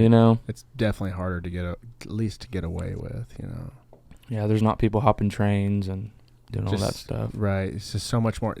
And you're right. There's so much more regulation on everything. Yeah, Everything is so regulated, and it comes back to what you said is like social media. Like that's a type of regulation. Like every time you post, and I post a lot, so I'm talking to myself here. Like every time you post, that's like a little mark of like a little tab on your life. Like It's a stamp. yeah, a stamp. It can't be permanent. Oh, You could delete it, but it's always there. Someone could screenshot it or. But like Twitter, they own that shit. Once you post something, I bet you I've even done this, like where I've written out a tweet and I'm like, oh, I better not. That's a little bit out there, and so I'll delete it. And I'm thinking they got that. They got my keywords. They got that. It's somewhere in the servers, and they can pull that up if they wanted to. I think, but yeah, nothing was regulated, but there was just a lot less regulation. It was more free, Right. Simpler time too. I don't know. Sometimes I wish I could have grew up back in that day. Oh, I think about that a lot too. You think about, like you're talking about the movies, you think about like the John Hughes movies, and they have like all the high school like cherry bombs in the bathrooms and stuff. I know. And anymore, it's like you're expelled. Oh, you'd be in jail. Which I get it, but yeah, back then they just got to do a lot of stuff, and they did. I don't know. Some of them probably did, but it's like they wouldn't take it too far. That's what it seemed like. But maybe not. I don't know. I'm not saying there aren't horror stories from that time. Right. Like, obviously, Stephen King, writes about a lot of that kind of stuff. Of like, good Lord, thankfully that doesn't happen. Like the hazing and stuff. I know Carrie's not a real story. Like pig blood. And, I don't know if that ever happened, but things on that level happened or whatever. So that's like extreme. Right. But I mean, when I was, got in high school, you're the little man on the totem pole. You're not in 8th grade anymore. Yeah. And, you get shoved in a locker, or called some names or something. But it just made me just more tough, like aware. Like, the guys upperclassmen that did that, they might have been junior or something. But when you come into sophomore, if you weren't if you took their shit, Right. like, oh, this guy's cool, and then you just become friends with them, like. Yeah. But when you get into like the extreme stuff, that's Right. but getting pushed in the locker, be called a name or something, it's just Right. part of it. It is, You and know. like you're saying, it was part of the growing up process. It's part of like the passage, a rite of passage in a way. It was, I was thinking about like our football team. There was always mudslides for the young guys, which was like when it was a rainy, nasty day. There was like part of the field that was just gross, and the freshmen would have to run, jump, slide through. They just were disgusting or whatever. And that's pretty low key. It wasn't that terrible. But there were just things like that. And once they did that, they were part of the team. Mm-hmm. And anymore, this regulation, and it's kind of hard because not that regulation is bad, but there's just so much of it that it doesn't allow for that sort of rite of passage sometimes. That it's like the suffering that people go through in those sorts of moments actually turns out to be a good thing. Yeah, and it builds your character. Yeah, it builds character, and it bonds you to the group. Yep. And anymore, it's like, no, don't, can't do that anymore. There's just too much. It just keeps getting, just keeps building and building. I don't know. It seems like, like my uncles or like cousins, like when they talk about back in the day, you're like, what the hell? These guys were tough son of bitches, you know what I mean? Yeah. And now it just doesn't seem like that anymore. No, like so many guys back in the day just settled their differences through a fist fight and then had a beer afterwards. Right. You good? I'm good. You good? I'm good. Remember that. I Yeah. remember that stuff. Yeah. I don't know. It's a different world. It is. Yeah. It's positives and negatives, but yeah, it's just we gotta just keep living. Yeah.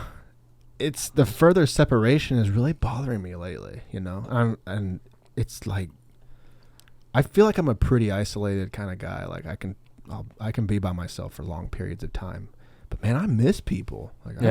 These podcasts have been nice. It's because the last 5 people that have come on, besides Devin, I didn't really know, and it's really been nice to sit down with just like not strangers, but like people I don't know a lot about, and it's been nice to do that because I haven't done that with anybody. I've barely seen humans, I know, and just to like think about how much people need people. You do. And then they're like, stay 6 feet away. And it's like, somebody hug me. I know, right? Miss shaking hands or something. Yeah. There's Luke Combs put out a song when this have you heard it? Mm-mm. It's called 6 Feet Apart. It's a good one. You should check it out. It really hits home. About COVID? Yeah, it is. It's called 6 Feet Apart. Yeah, he put it out, I don't know, within the last month. Okay. But it's just a good song. Yeah. He turned it into I don't know. He just wrote it very well. Yeah. So you have to check it out. I would definitely play it if I could. But right. YouTube would kick us off. But that's true. I will definitely check that out. It's just weird. I just feel like it's like I tweeted about this the other day. It's like if this super intelligent AI wanted to rip us apart, first thing they'd do is like no touching, because no contact with humans. Oh Jesus. That's what's going on. Yeah. So I was wanting to ask you about your writing structure, like your writing process. Like, so you write your own songs. How does that happen? Do you start with music? Do you start with are you like driving down the highway and you see a rancher throwing hay bales and you're like? It's been both. Yeah. I think usually, I would come up with the chords and then try to, put words to it. But sometimes, like exactly what you're saying, it would come to you, I think Taping the Dashboard, I wrote half of that going down the highway, which is not safe. But, right. Don't text and drive. Right. But, or write a song. Yeah, that too, yeah. But yeah, I think just going down the road, it just came in my head, and I'm like, what do I do? Like, I can't lose this thought. And it was the last two verses on that song. Nice. Yeah, it was weird. It just came to me. So, I used to keep a pad by my bed. Yeah. And you wake up and just throw a few lines. There's been times I've, wrote just a sentence and thinking it's going one way, or write half a song, but then I'll use that half the song in a new one. I don't really have a rhyme or reason. Yeah. It's kind of just I don't know. Yeah. That sounds very typical of a writer. That's the same way. Like I have notes and notes and notes, and sometimes I clearly know what's going on in this particular note, and there'll be a line or two lower, and I'm like, what the hell was I writing there? You know, I don't really understand that. Or it'll be, you know, I get a lot of like, this is going to sound weird, but I get like a lot of voices, like people talking in my head, like delivering a line of a scene or something, and I'll write it down, and all of a sudden I'm like, whoop, that's not that. It's actually this story over here. You know, like that's the wrong story. But I guess that'd be the same thing. Yeah, like what I was talking about. Yep. But I think that's pretty typical and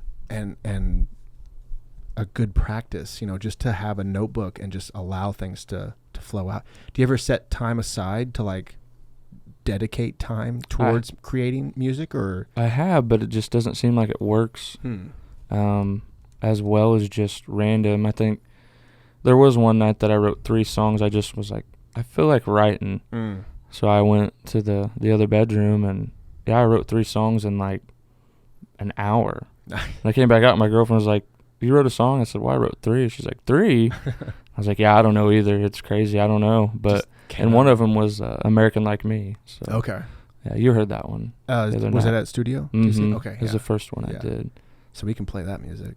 You can. Yeah, because you own it. I don't know if there's a...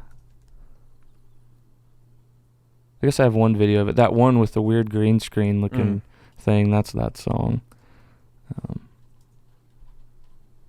But it'll be coming soon on a video. Nice. Oh, on Studio 2C. Yeah. So this is one of the 3 that you wrote? Yeah, that night, what I was talking about, yeah. So did you have the chords here? Like, is that what you started with? Okay. See, writing songs to me is so foreign. Like, I don't really I don't know. It's just like, how do you do that? Yeah, I don't know I can't read music. Oh, really? Yeah, none of that. It's just, it was just learn, 5 or 6 chords and then just wrote. Right. Just what sounds good to you. Yeah, I have no recollection of music theory, nothing. Wow. Do you think you might I would like to. I think Kyle Ogle, he's trying to get me to, and I don't know if it's just me being lazy or I just don't understand, but I don't know. The way I'm doing it, it's just comfortable, I guess. Right. I need to step out of my comfort zone. Sure. But yeah, I have no clue on any of that stuff. That's crazy. I just know how to play the chords and sing, Yeah. It's fascinating because I've had other musicians on and other artists and stuff. We'll play in a second. And the process, the creative process does seem to kind of share similarities across all sort of arts, especially the writing, especially if it's an artistic pursuit that the foundation is writing, which music is part of the foundation is writing the music or writing the lyrics and putting them together. So it's just very strange how it works, where you're just like, all of a sudden, you like, where the hell did that come from?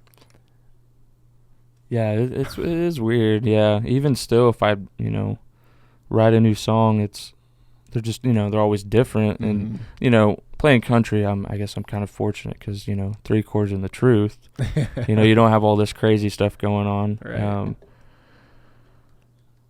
Yeah, I mean, I need to learn that stuff. I need to push myself more on that, the musical theory stuff, because I would like to learn that.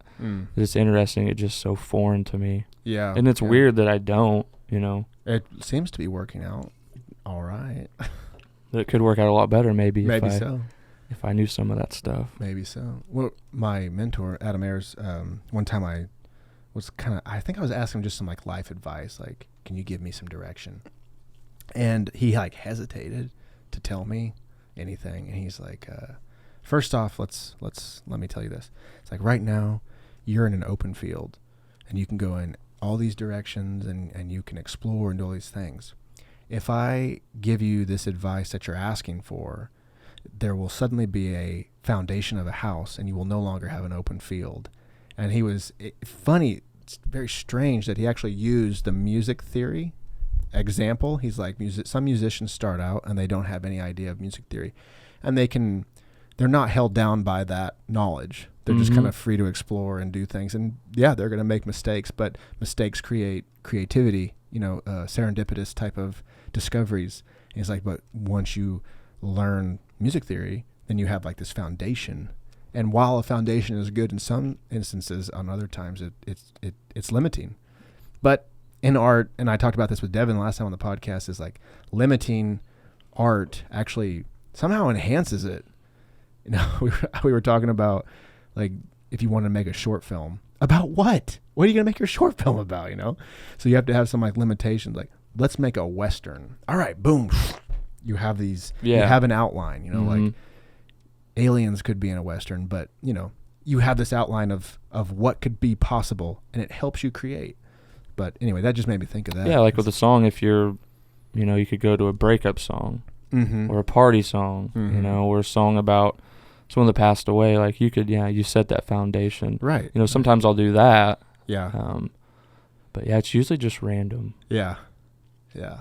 You know, I wonder if you like really dedicated some time. Like you're like every night for 2 hours, I'm just going to write and strum. Like I wonder what would come out of you. I need to. Yeah. I mean, they talk about that in The War of Art. Have you ever read that book?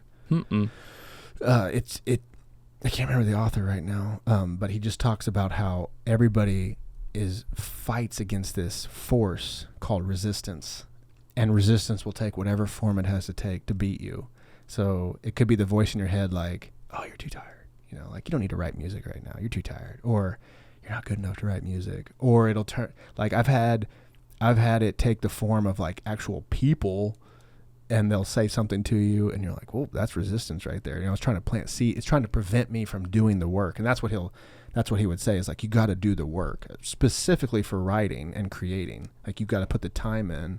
And you've heard of like the muse, right? The creative muse. What do you mean? So like specifically with writers, they talk about the muse and how you have to sit down and like pursue this creation of whatever you're working on, and then the spirit, the muse, this force or whatever will gift you with creativity. Okay. And if she comes and she finds you not working, then she's gonna go somewhere else. Okay. But if you're sitting down and she's like, hey, how about this? And you know, it's very common amongst writers, but all creatives, you know. I've experienced it, yeah. Just like the car. Exactly. You know? Yeah. It's funny that you tell that story about the car, because Tom Waits, he tells the exact same story where really, yeah, he's like driving in the car and he gets this burst of like creativity or inspiration about a song, and he said he yelled out in the middle of the car, he's like, can you come back later, I'm driving. I think he pulled over and wrote it down real quick. I guess I just took the dangerous version of that. You're like, how bad you want it. Yeah. How many times has that happened where an idea hits you and you're like, I'll write it down, I won't forget it? I have. And it's gone. I've heard many things at bars, you know, at the end of the night, you know, just hearing people talking and just lines that they say, you know, it sticks with you, but then you wake up the next morning, I didn't write it down, you know, you either had to drive or drank a couple too many and you don't remember, you know, and wake up. So it happens. Yeah. I can imagine if every writer just had like a, you know, just something that you would think it and then it just writes it out, you know. Yeah. I'm sure that'll happen someday, but it's my Google glasses. Like you just think it. That. I'm the guy who will I don't have one in here. Well, like these, I'll have these little this one's all messed up because it's been in my pocket so much. These little notebooks. I'll carry them everywhere. And I'm not kidding, man. I'll be in the middle of a conversation and I won't be rude, but I'll be like, excuse me for one moment. And I'm writing stuff down. And Kelsey's gotten used to it, but at first she's like, get an idea? I'm like, yes, I got an idea. I have to do it because I hate the feeling of losing an idea. That's good. That's a good thing to do. Makes you sick, dude. Yeah. And it fits. Those are nice because they fit in your pocket and you can be, I've had a lot, you know, concerts for some reason, I think it's because it's so loud and people aren't talking to me. I kind of get into a trance almost. So I can kind of be free because I'm like, well, no one's going to be talking to me. The music's loud. I kind of hit that vibe of whatever music's playing. And then I can just think. So a lot of times, like if I'm at a bar, like Reed was playing a couple months ago, and I had the notebook out and I was just like writing in the bar. And then I'd turn around, talk to the buddies for a while, drink some beer, and I'd turn around and just like write again, you know? And that's cool that you do that. That's a creative person right there. Highly recommend it. Those notebooks, you get 3-pack for like $10. Moleskine. or something like that. You know, that high end brand. I might have to do that. Yeah, I'll show you on Amazon. We can order one before you leave. But it's might just good to have have it in your pocket anytime. Anytime it hits you, it's like it's down. You captured it. You know. Yeah, You took advantage. could pay off. Yeah. Not obviously not every idea is that Well, good. yeah. But that's what you have to do. You just gotta reel in every single one because you never know. You never know what's going to be the great white whale. Yeah, you don't. So, as you said, things are kind of kicking back up. Yeah. I've already scheduled some shows, and I haven't put it online. I think might do it tomorrow, but we'll announce it here for the first time. There's a Red Dirt and Ribs Festival, and it's in Lockwood, Missouri. Nice. But we're going to be the headliner. Whoa, Yeah, nice. I think there's 2 or 3 acts before us, but I think it's June 13th, so it's not too far away. Yeah. You know, so that'll be the first, like, show. Right. Because I played that Barstool session, but just acoustic, and, you know, the bar was limited and stuff. There was a lot of people, though. It was in Kansas City. They seemed more relaxed there. I don't know why. It was weird. There's families out. They have there's a place called Chicken and Pickle. Okay. And they play pickleball. You ever heard of that? I've played it. They have, I think, 4 courts there. Oh, wow. And they have the restaurant, and then they have the bar. Oh, that's cool. So it's a big place, so that was that. But, yeah, the June 13th will probably be the next. I think it'll probably be the next show, as I haven't rescheduled anything before that, and it's getting close. Right. So we'll be able to kick it back off with a full band. But, yeah, June 13th. And I still haven't worked out the whole schedule, but there was some more, I can't remember off the top of my head, that I've had to reschedule. That's cool. That sounds like a good one to start off on. Yeah, I'm looking forward to it. It should be fun. It'll be a good time. Yeah, smash some ribs, play a concert. Yeah. That'd be cool. Yeah, I think we play 9:30 to 11. Nice. So and headline's cool too. Yeah, it'll be you fun. You are the star. Yeah, it'll be a good time. But hopefully it'll just kick back, get going. It seems like it is a little bit. A little bit. Seems like Missouri's a little bit ahead. Like Joplin's just doing it. No yeah, phases did you or anything see as far as I know. The Ross video? Yes. What? Was that here? That was Joplin. Oh, no, it was? Yeah, the big line of 60, 70 people. I thought that was in L.A. or something. No, that was at this one, and that's the whole thing. I don't get I get some of it, but it's like, I have buddies that own businesses, so it's like, it's almost like it's big business. I don't know, maybe I don't know why, but they get the better end of the deal. But, you couldn't go into a bar or a restaurant, but you could go to Walmart, which I get it. It's a necessity. Right. But I think if you're, your highest risk would be at Walmart. Right. It's Walmart. Right. People touching stuff, people sneezing, coughing. Right. But the Ross thing, everybody, and you couldn't go inside, but you have this whole line. A gathering. So you're limited, but outside you're standing closer than me and you right now. Right. So there's that. Right. So you stand in that line, but then you can go in, but it's limited to go in. And it seems to me like if it wasn't limited, not as many people would gather at a certain spot. Right. If it would just have been, for a little while, just like a certain percent, I don't think that many people would show up. Right. I mean, it's just kind of this whole thing's just, there's no right and wrong, it seems. It's an odd deal. That's what I meant earlier is I have high days and low days where sometimes I don't understand what's going on. There's a pandemic and that freaks me out. And you feel like you hear everything's shut down. You don't need to leave your house. But people are calling me for videos and they're demanding that we're on schedule and stuff. I'm like, what? I don't know what's going on. I don't understand how to act. Are we supposed to wait? Are we supposed to be out in society? What's going on? The mask, no mask, the like you said, the rules or the customs. I don't know what's right. Yeah, you see, they're just how to act. Yeah, it's don't leave your house, but you can. Yeah.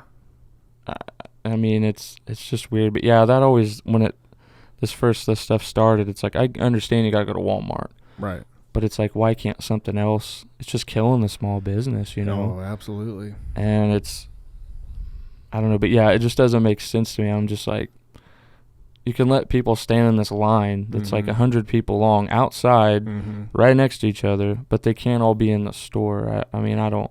It just kind of defeats the purpose, I think. Yeah, there's a lot of contradictory sort of rules or whatever that you're pointing out right now. Like, oh, But okay. then someone else could point out another reason for it, and I'm, well, okay. Right. So it's just such a gray area. I don't know. Yeah, it's very strange. I just wish it was over. Absolutely. I think everybody would agree with you on that one. I mean, like I said, I took it serious at first, and I think that's the right. I think we did the right thing. I think we overreacted a little bit, but better to overreact this first time. We haven't had a pandemic on this scale for quite a while. You know, I guess we had like SARS and swine flu and stuff like that, but they never really took off like this one. And would this one have taken off? Maybe, if we wouldn't have put these things in place. There are, like Finland or Sweden or whatever, they didn't do shit. Really? They just said, all right, we'll deal with it. And I wonder what that's like over there, their numbers. I haven't heard anything. I mean, Italy got smashed. Yeah. I don't know why they got so hammered, but they definitely got hammered. China, we have no idea. They just gave us numbers and we're like, fuck, who knows? But I don't know. I think we did good. I think there's a lot to learn from this. A lot of my buddies, you know, they changed their lives. Like Devin was on podcasts, and there's been a lot of time to ruminate on your life and kind of, think to yourself and consider what you're doing. Appreciate stuff more. Yeah. You know, just the normal, you're going to go to the bar and have a beer. Like, that was just. Right. But now it's like, man, I would really like that. Just to be able to go and buy a couple rounds for my buddies and sit there and bullshit just at the bar with people around you. Right. You know, before you just were like, that's just normal. Right. Or almost a chore. You're like, oh, man. Right, yeah, like, yeah. I don't know, maybe not. Looking for excuses. Now you're looking for excuse to go out. Yeah. I was talking to my uncle through email, and I was just like, how are you doing? You know, checking up. And it was cool because, like, we have a lot more time for family dinners. We actually sit down. He has 3 kids. 2 that are in college, 1 is high school. And so the 2 college kids came home because everything shut down, and it's like, man, that's awesome. Like, they're actually sitting down for family dinners, and because they can't go out to restaurants, so they've been cooking all together, which is cool. There's more time together, so there has been a lot of positivity. There has been from this. Yep, definitely. But I don't know if it outweighs the just weirdness of it all. No, it doesn't. No, it's weird as fuck, man. It doesn't make any sense. But it's interesting to see, like, there's at least 2 types of people. There are the people that are like begging to go back to the normal. I want to go to Ross. I want to go to Walmart, or what. I want to go back to how things were. And then there's people that are like, whoa, what I was doing or what we were doing before was not healthy or wasn't the most efficient use of my time or my talent. And then I've seen so many people change their outlook on life or change their daily habits. And it's for the better, and it's amazing. It's like, man, you did it right. You took this insane moment of our lives and used it for the best intention. You know, you changed, and now hopefully that change stays with them. Right, they can carry that. Yeah, as we begin to re-enter this new normal or whatever. Man, like I said, I hope we can hug. I hope we can get these stupid masks off. And I know. Like, it'll happen, but yeah, just takes time. Black Mirror. Yeah. I've heard people say that they want to see a South Park episode of this, and it's like, oh, I'm sure that'll will be good. That will be good. Black Mirror will hit really close to home. They probably scrapped that script. They're like, we had one just like this. It happened. Don't make that. We're not gonna mess with that one. Yeah, it's weird, man. Weird times. Yeah. Want to play a little guitar? I could if you want me to. Yeah, that'd be awesome. Yeah. Right. Yeah, you brought your guitar. We can play a couple songs to let people hear. Yeah, I can do that. Yeah, let's do it. All right. Cool. Yeah. While he's grabbing his guitar, you want me to open you a beer? Sure. All right. Actually, I'm going to grab you a nice cold one because these have been sitting on the table for a while. And we have that homemade moonshine. Beer's beer. Beer's Moonshine. Okay. Beer. Beer's You beer. talking me into it. Oh, you got. I'll get you both. Hang tight, everybody. We'll get you taken care of. Oh. Yeah, I'm gonna get you a cold one, dude. Yeah, go for it.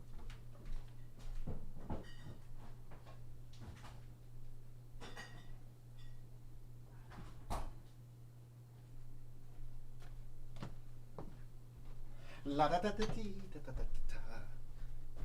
da. Sorry about that. I had to go get some cold beers. And I got this homemade moonshine. Now, I did not make this moonshine. I did some hunting guiding, this past year with Heartland Pride Outfitters. And my first round of hunters were from South Texas with some thick-ass accents.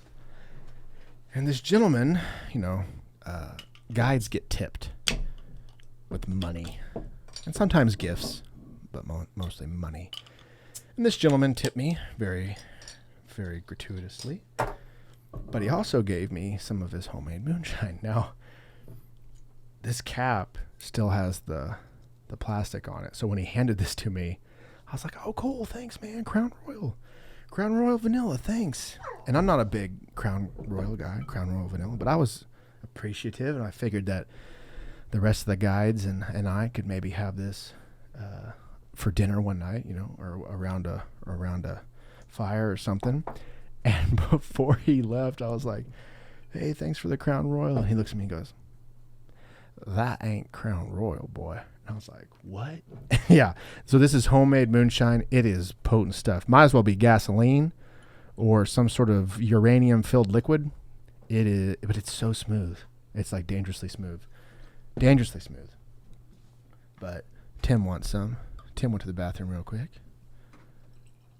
He's had the CBD energy drink, Busch Light. Been loading him up. What songs you gonna play? I don't know, man. What a cover or original? I want both. Dude, when you were at Brick and Mortar, you played a Five Finger Death Punch cover. I don't know. I don't think so. Oh yeah, you did. Because I was sitting there and I turn, I'm like, this is Five Finger Death Punch. But maybe it's a cover of a Five Finger cover song. Maybe it's a cover of a cover of a cover.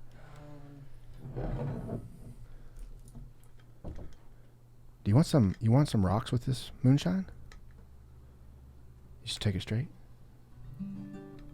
You are an outlaw. Water practice.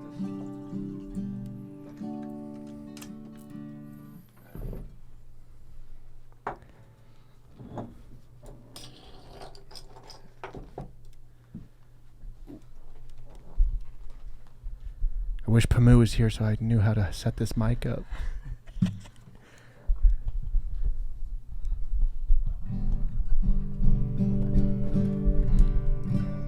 I'm just going to point it straight at that. Let's see.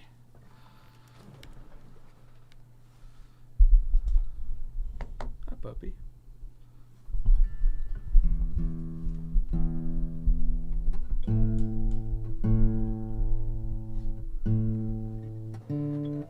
If this was live, people could do requests.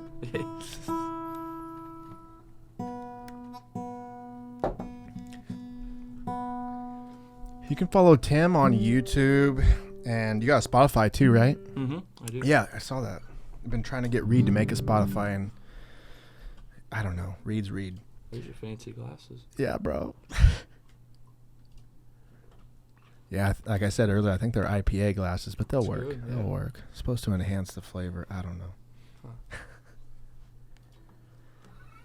Yeah, if you're on Spotify, dude, I am. you're legit. I tweeted the other day. Pandora too. I think it finally hit on. Oh, there. really? I think so. Nice.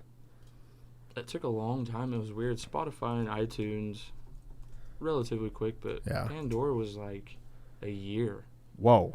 Because I think they like actually review like in depth. Like it has to be like legit. Right. I think. You know, you can't just throw like just a phone recording on there or Right. something, you know. That seems like what they would do. Right. Because Pandora is more like radio. Mm-hmm. It feels more of like a radio structure. Spotify and iTunes, I can go pick songs, Right. you know, or whatever. Yeah, I wanna would go pick, I'll find. just go with that one. Yeah, yeah. So you want to hear a cover? You said a 5-Finger Death Punch. What's your favorite cover? Well, I think the one that you're talking about is a Kenny Wayne Shepherd song. Could Blue be. on Black. That's what I was thinking. So I figured I can play Yeah, that. yeah. Do that one.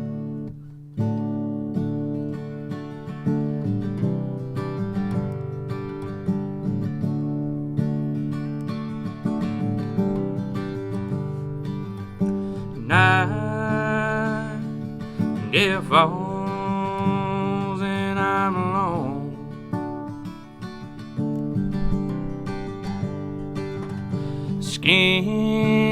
Skin, it chilled me to the bone.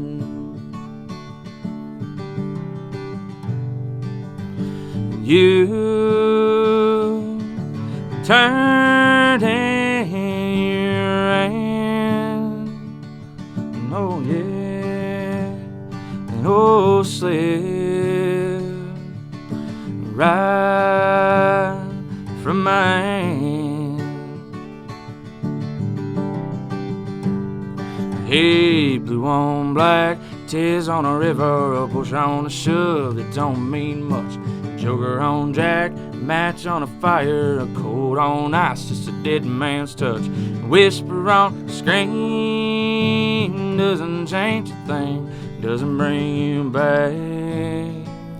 Yeah, yeah. And blue on black.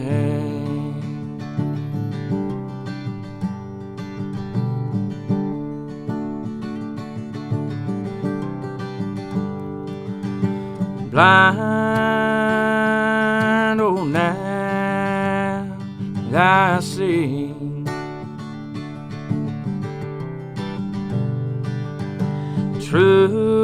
Truth lies and in between.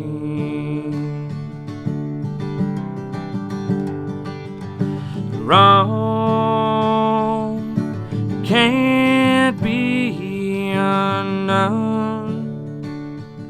No, no, and oh, slip right from the tip of your tongue. Hey, blue on black, tears on a river, a push on a shove that don't mean much. Joker on Jack, match on a fire, a cold on ice, just a dead man's touch. Whisper on scream doesn't change a thing, doesn't bring you back. Yeah, yeah, yeah. Blue on black. Whoa, blue on black. Whoa, blue on black. Whoa, and blue on black.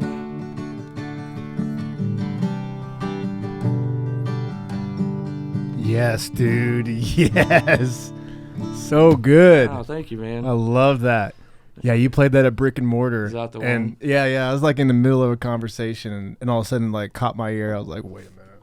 Oh, that's Is right. I he love doing that a one. 5-finger? Like, this is great. Yeah, it's always because, like I said, I like all types of music. Mm-hmm. And we play country, you know, and then when you throw in a song like that, people they tend to turn their head because they're like, oh, wait, this isn't just country. It kind of made me think of Richard Cheese. Oh, yeah. You know, because he remember does hardcore rap and that. On the rock. piano. Yeah, but does it like a remember that. jazzy type Mhm. thing. They're really good. That's interesting. Yeah, and it made me think of that. Like, dude, he is doing a country version of a heavy metal band. Like, this is amazing. Oh, It thanks, sounded man. so good. I love playing that one. With covers, is it hard to learn? Like, do you pick up covers pretty quickly? Like a song that you wanna? It just depends. Yeah, it's Yeah. weird. There's a lot of songs that I love and like to cover, but I just know my vocal range. Oh, There's right. no way, you know what I mean? But maybe you like convert it to your Yeah. range and make it more. There's a few more that you can do that, but like there it is again, like the musical theory. I don't know how to drop see. like the key right. to fit my voice or where like a capo would go. I just Dude, you gotta learn it, I because that would just know. open up a whole new I world. know. Because all these songs that you think that you can't take on, you could actually make. You could null it. right. You could yeah. nullify it. That's funny. I've never heard that Dude, before. I haven't. Coin It's all that yours, one. bro. But yeah, I guess that's for instance I did, but Yeah. I just happened to Fit stumble within the. yeah. Yeah. You know. That makes sense. Yeah, that's a good one. That's cool that you like that one. Oh yeah, love yeah, it. a lot of people like that one, and they like We Cover Nutshell Okay. by Alice in Chains. Oh, that's nice. always people like that one. Yeah. 'Cause I you're do, going I do from, like- remember the bar at Brick and Mortar. Like, I Mhm. could see them. I could see the energy. They're like, this is Alice in Chains. Yeah, I get that a lot. You know. It's great. But So you yeah, want to do some stuff that you wrote? I can. Yeah. I had Spotify was loading up because I was gonna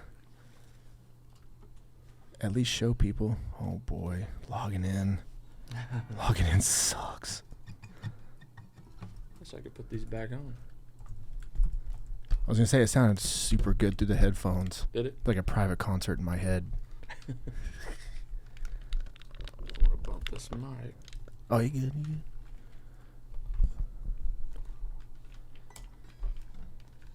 Here you go, bud. Taping the Dashboard's your number one song, homie. Yeah, that's a lot of people's favorite Yeah. original. That's a song that's like I was saying, I wrote the last of that going down the road, and Yeah. I'll tell you, I didn't tell you the whole story. But like I said, my family's all, it's just, that's what I grew up listening to. It's just them. And it's just amazing, the musicians. I think Kyle Ogle, we kind of got along because he grew up that way. You know, his dad is like an amazing musician, always around it. He progressed a little bit farther than I did, you know. That's all but right. Yeah, I started a little bit before you too, so that's true. But he's on my side, so Yeah. it's all good. yeah, you guys teamed up. But I just always watched them, and I'm a big fan of the Outlaws. You know, Waylon Yeah. Jennings, when I mentioned that Johnny Cash. Well, this song is a tribute to the Outlaws, like the greats. Nice. But the backstory, it's really about my family. Not a lot of people know that. You know, they hear it out like, oh, that's about Waylon Jennings, you know, and all that. But it's about my family. They're just a different breed. I don't know. Like, everybody can say that about their family, Right. but they're just different. I don't know. They still do the family stuff. They've never quit that. You know, it's died down a little bit, you know. People go, you know, they move, or, you know, like I like to call them the big dogs. They passed away, you know, they get old and stuff. So people don't do as much, but they still do. They still get together every once in a while and play the music. And I wrote it about them because there was a couple in my family that I really just was infatuated. They were just really good. You know, we always thought of them as like the old guys that are, you know, wise and, you know, Billy Badass or, you know, whatever. So I wrote this about them. So I guess if you listen to it, if you knew my family or you heard this, you'd be like, oh, I can correlate that with them, you know. So I can do that. But the last verse of this is the one I wrote, and I remember it. One of the guys that I looked up to in the family, his name was Larry, and he was really good. I mean, it's just the guitar playing and his voice. He was just one of those staples in the family, you know. And he passed away kind of at an earlier age, and I never got to play music with him. And I really wish I would. It would have been like the greatest thing. And I was driving, and I was trying to think of what the last verse of the song would be. I couldn't think of it, you know. I don't know, weeks went by or something. And I was driving, and, you know, I don't know if I believe in all kinds of ghosts or, you know, I think there's spirits, but I was driving, and I felt like someone came in my car. I just felt that, you know, presence. And I remember I had a CD of his that they had recorded on, like, I think a tape or something. It was just guitar playing. Well, it was a song. It was a little bit more, but it was I just remember that progression, and I was playing that song. I mean, seriously, it was number 6, I remember. And I was doing that, and then when it was over, I swear that it skipped back and played that song again. Whoa. I'm not kidding. Yeah. I was like, what in the world, you know? And I just felt like there was just something there. Just came to me, the end of this song. Whoa. So when you hear it, you might be like, okay, that's crazy. So cool, dude. But that's why there's a line like an old Wayland tape in a dashboard stuck on rewind, because that track, I didn't touch it. I don't know if it was a glitch at the right time, the CD skipped back, but it played that song over again. Wow. So I'll play it for you. That's so cool. I think that's better. All right. Here you go.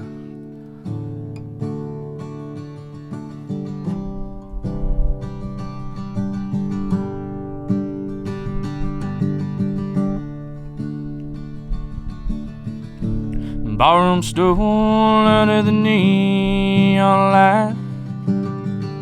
A whiskey river ran throughout my mind.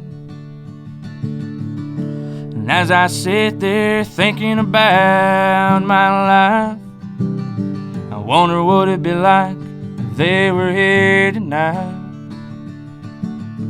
They'd be picking a rambling man and a country boy can't survive. Shotgun Willie, big city and mama tried. With sin in their veins and smoke in their eyes. The words they spoke will be heard till the end of time. And I'd give anything just to hear them together again. Will take us back to the days of the highwayman. Guitar sounds will forever play in my mind, like an old Wayland tape in the dashboard, stuck on rewind.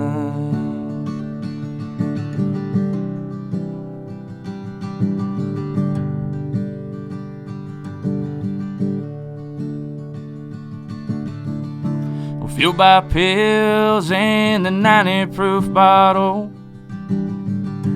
on the edge running full throttle. Smoky stages, lonesome highways, well, they're known as real outlaws till this day.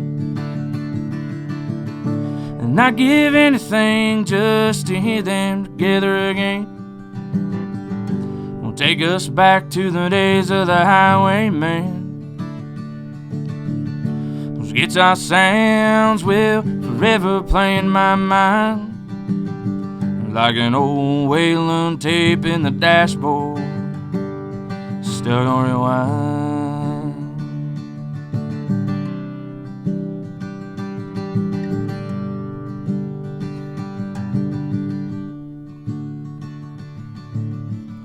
Some roam this world with me, the others from above. And I wish things were the same as they once was. And I'd give anything just to hear them together again. Will take us back to the days of the highwayman. Those guitar sounds will forever play in my mind, like an old Wayland tape in the dashboard, stuck on rewind. Now here's this line I was talking about.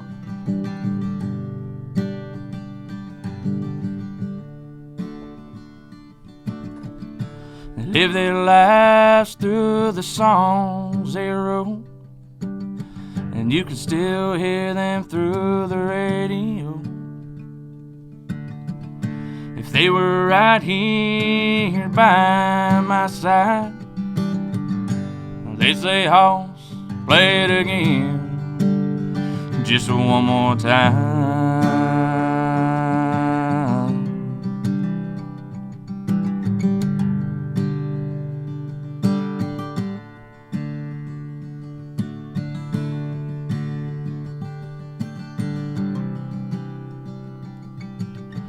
Like an old Wayland tape in the dashboard, stuck on rewind.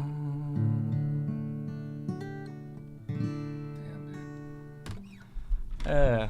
Brought tears in my eyes. Oh man. Thinking Shit. about, I didn't even know Larry, but That line is the end. That was powerful. Well, thanks, man. Yeah, dude. That's what it's all about, your reaction to that. Mm. That's why we play music. Mm. For that, yeah. Yeah, that's how that Yeah. went down. It was, and when I think Hoss, it's like Hank Yeah. Williams or something. Like, Yeah. play it again, Hoss. Yeah, yeah. And then when we do that, like, shows, Kyle gets into it, and it's just like in your face, end of the show. Yeah. So Yeah. it's pretty cool. It's a fun thing. Yeah, I can. Yeah, I can feel. I can notice the duality. The outlaws. Mm-hmm. But then when you told the story about your family, but it made me, like, when you're playing it, I was thinking about my family. Like, That's 'cause, good. I was thinking yeah. like old 4th of Julys when we were kids. And everybody'd get together and shoot off fireworks and stuff.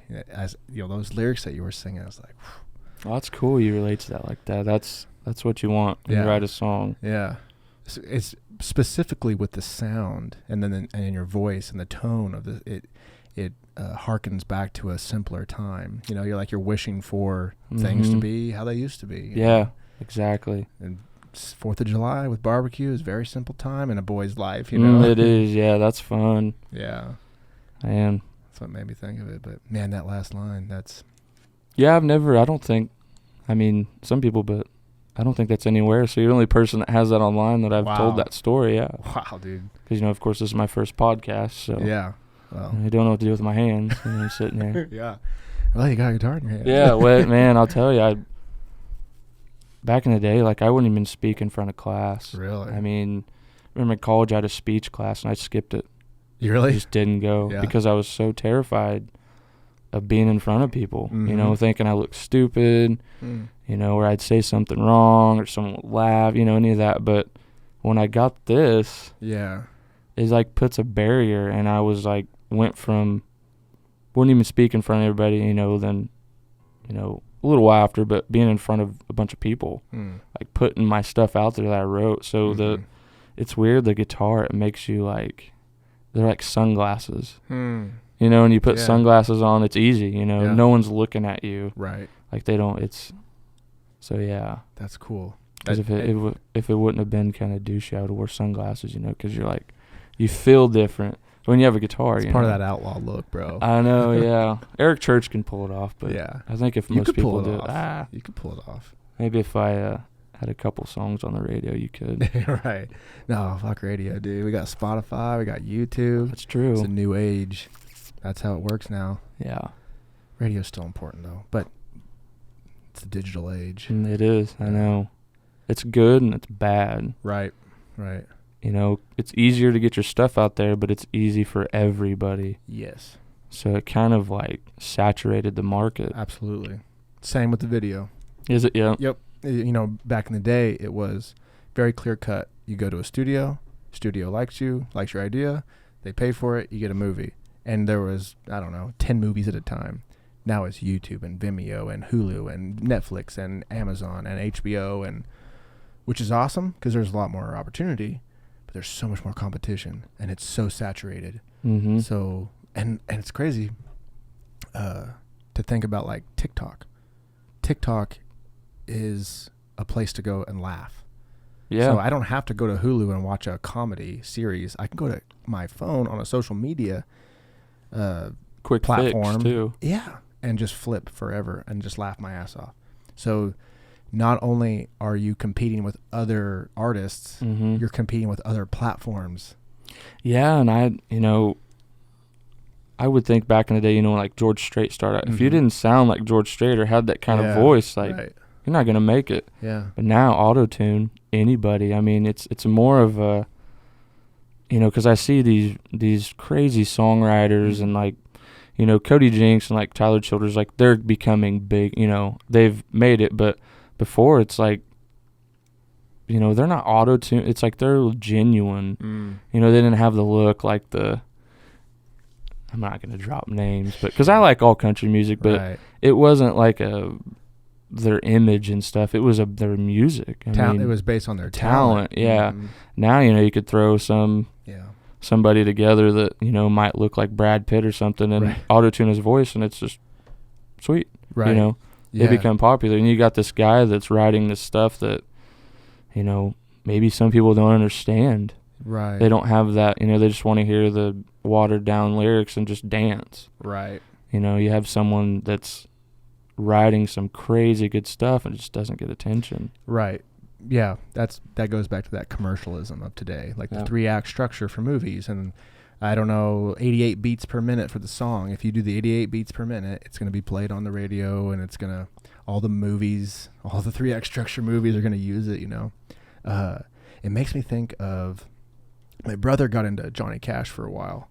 Got into, I mean, read his biography, read like different biographies about him, like really got deep into him, and no, he's still into him, but he told me a quote, either by the author or by Johnny Cash, and it was basically along the lines of, back in the day, people like Johnny Cash wrote about the problems of their life, and people would relate to him, not necessarily relate to the same problems, because Johnny Cash was a very unique person and a very eccentric life. So they weren't dealing with drugs and girls and being a rock star, but the way that he framed his problems, the normal people also related to the problems. Anymore, it's vice versa. It's what are general problems that people deal with? Let's write a song about that.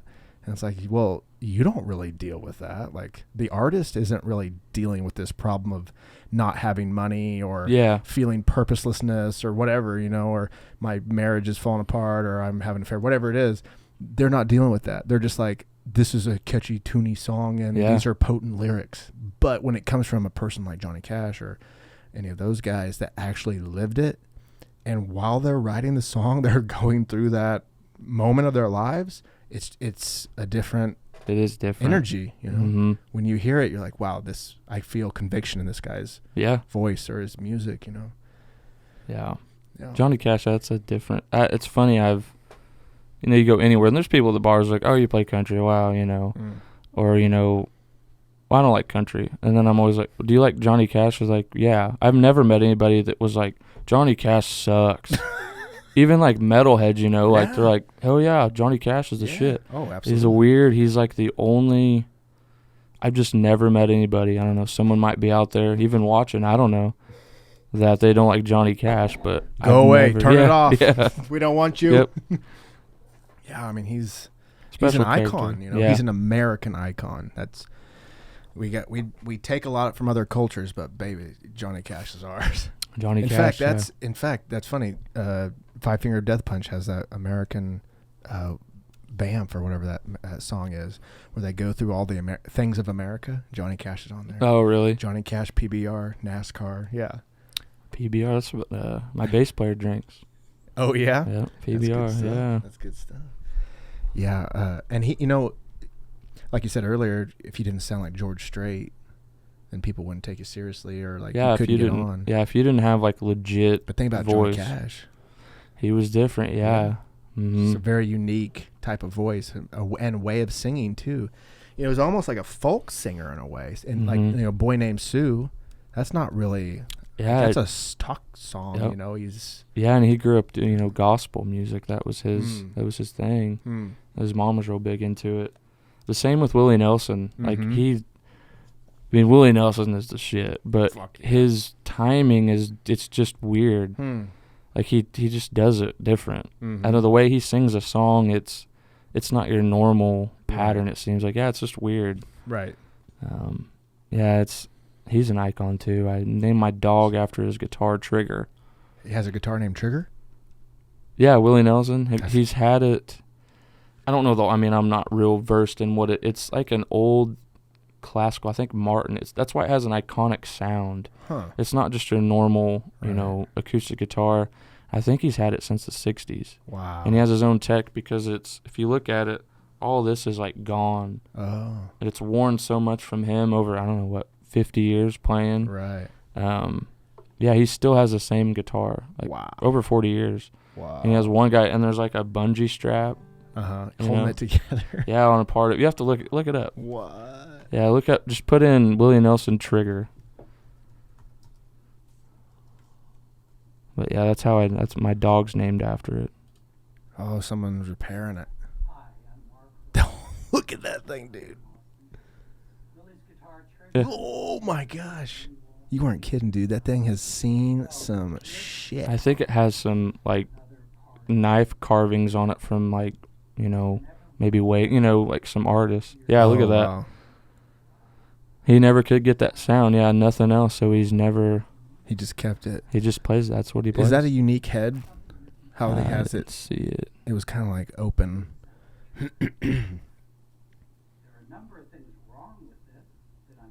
Oh, see all those signatures? It's like just like a piece of history. Yeah, it's a little bit different. I think because it's like a classical maybe, but I think it's a Martin. Okay. I'm not positive. Yeah, like there's a whole bunch of carvings, signatures. Yeah. That's so cool.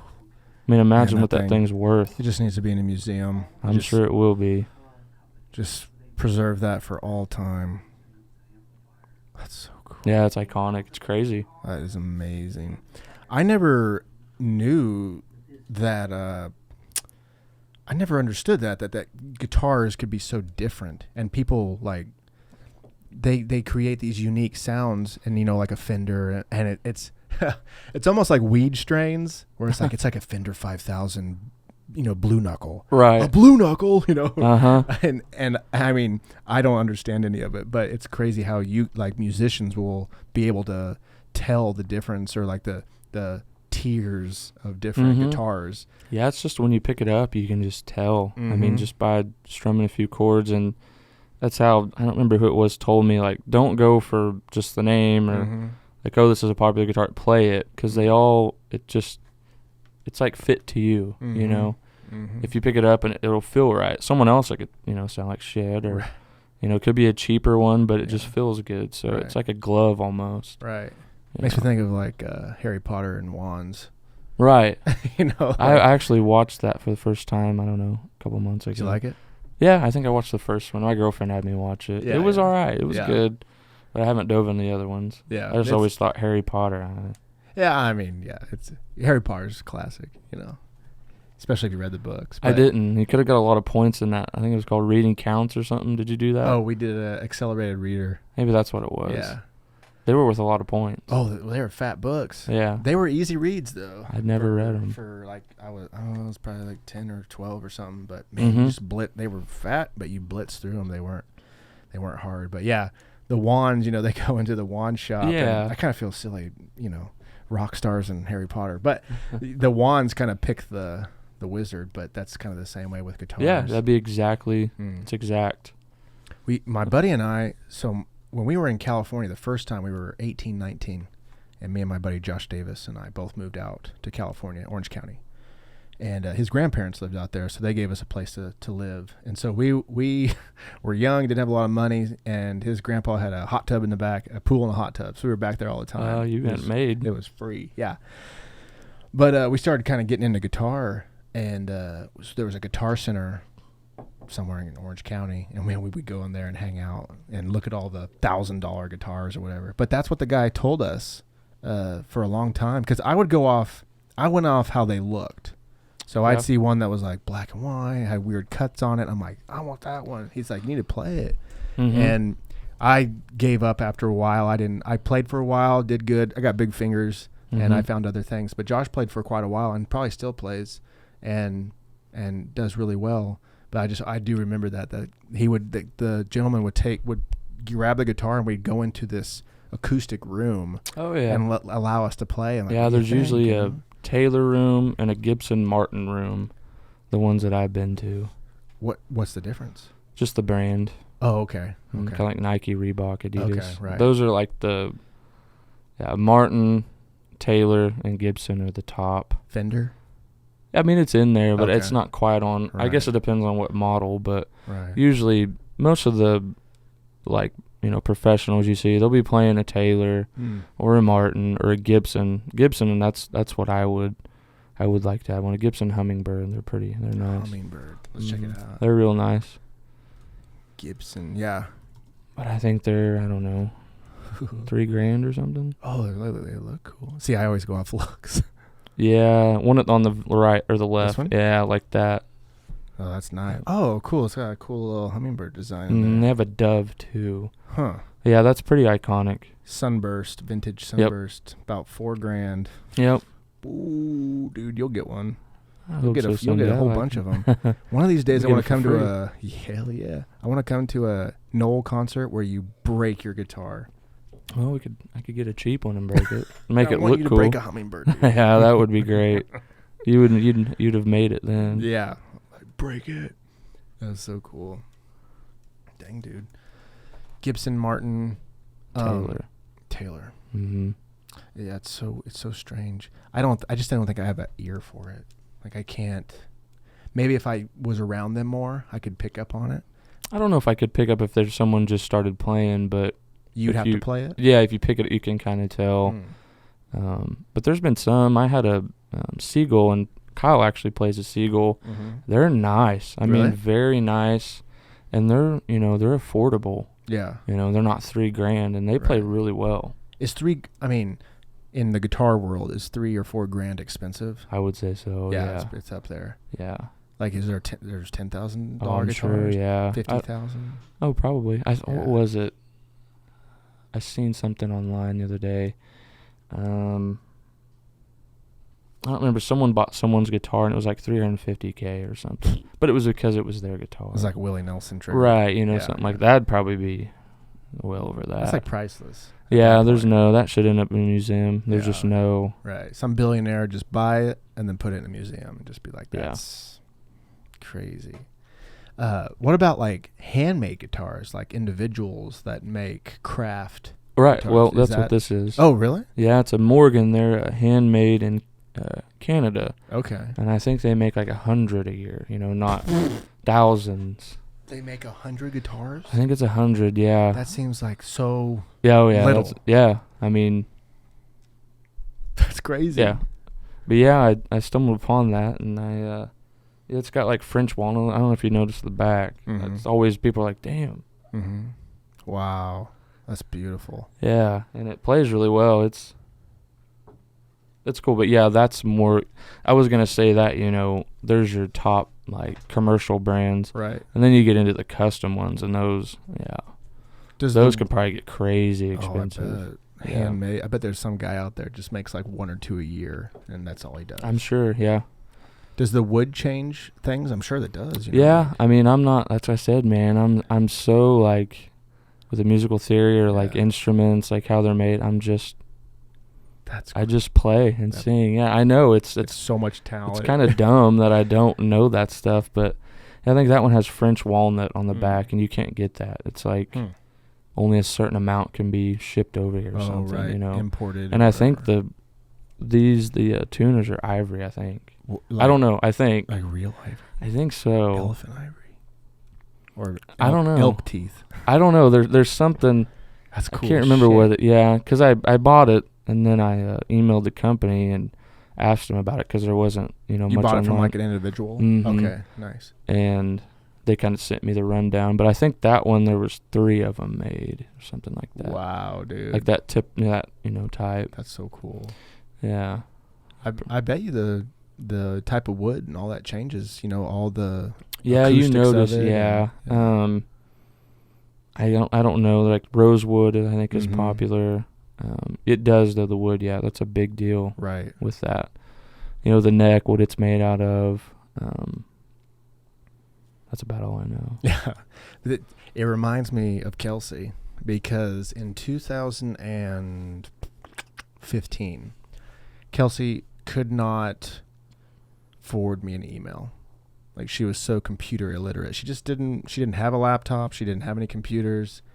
And she just didn't know. I remember I was on the phone. I was like, "Hey, can you do this?" I'm like on set in California. I'm like, "Hey, I need this thing." She's like, I don't know how. Fast forward to now, and she's a graphic designer, works solely on the computer, like unbelievable. Started kind of late in her career as far as learning design, and it reminds me a lot of you. She just has so much talent, so much vision, so much potential that hasn't even been tapped yet. That's how I feel about you. It's like you have a sheer amount of talent and skill and passion, and it's like just the very tip. And then, and when you add in like the knowledge and the understanding of some of this stuff, like, oh my god. Yeah, I need to do it. I'm going to. Yeah. It's just so much. I mean, I'm just caught up in the having fun and stuff. I Oh, guess, for sure, for sure. Yeah, but- just slide it in while you're doing your thing. But it'd be really cool to see someone of like your caliber or like your potential caliber to take in that philosophy and theory and stuff, and then once you like grasp it and be like, oh, I can do this. Or I can do Yeah, that. I know. Whoa. When something would click from Whoa. learning that would be good. I can't wait for that, dude. That'll be so cool. That would be so cool. It's like yeah, just the potential that you have is unbelievable. Oh, I appreciate it, man. Yeah, I'm dude. glad you dig the music and stuff. Yeah. I'm gonna see if I can make it out to that rib get together. I don't think it's too. I want to say it's like an hour away or something. That's nothing. No, That's it's nothing. I've been in quarantine for 33 days. Dude. Right. I'll drive 14 No hours if I kidding, have right. to. You know, like get me the hell out of here. Yeah, and hearing that music, because I think the last thing I went to was your thing at Brick and Mortar. Mm-hmm. So hearing it kind of makes me like, oh, I wish I could hear people kind of talking to each other and going to the bar, up to the bar to grab another drink and I know. kind of bumping in. Oh, excuse me, you know. Now it's like, hey, Yeah. it's just Sorry. Yeah. 6 feet away. 6 feet. People have been really cool and people have been really douchey. Like, Very.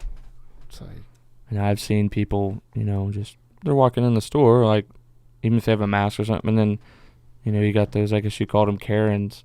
They're walking, and they'll jump back and wait. Yeah. I'm like, it's Karen. really? Yeah. Sorry, all the cool Karens out. Because they're all cool Karens, but there's Karens and Susans. Oh, okay. Yeah. You'll see. And I did not make this up. Is Karen like this the is- short haircut? Karen is the one's like, I need to speak to a manager. Right, and she usually has like that short Bun or hair. something. You're like, yeah, okay. That's yeah. a Karen. Yeah, there's Susans.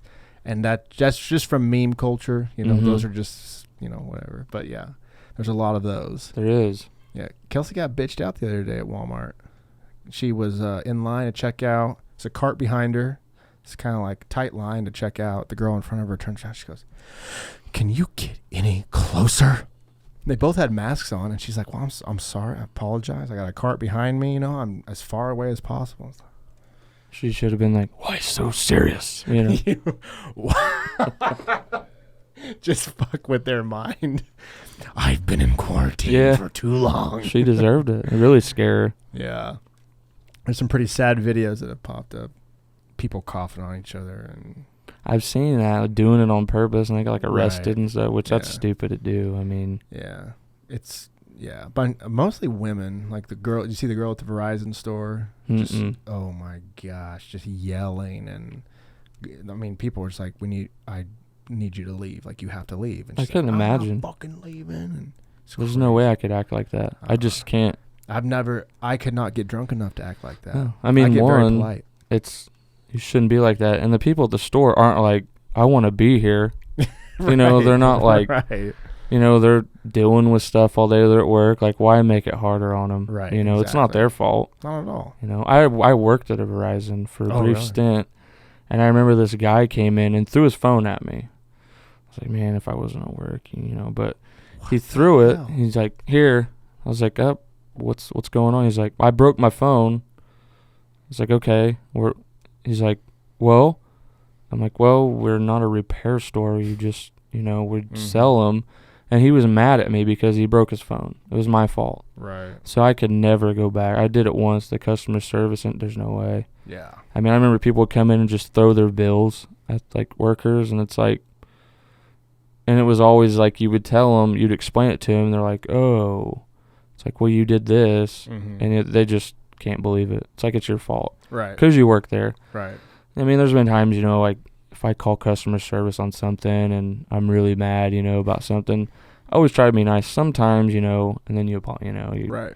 But I've never been really extremely like that. Like, I don't know. I don't know how people act like that. Yeah. I've never directed my anger at the person. Right. I'm like, if there's a fuck up on a bill, I'm like, I'm not paying this. But I know don't- it's not your fault, but I need to Exactly. talk to someone. Right. Yeah. Like, I want to get this taken care of. I never direct it like, you fucking. Yeah. I just like, I understand that this girl has nothing to do with my bill, No. or this thing, She's just trying to earn a paycheck. Yeah, dude, I had to deal with that. I worked at a fine dining restaurant for quite a while. and a lot of cool people, a lot of douchebags.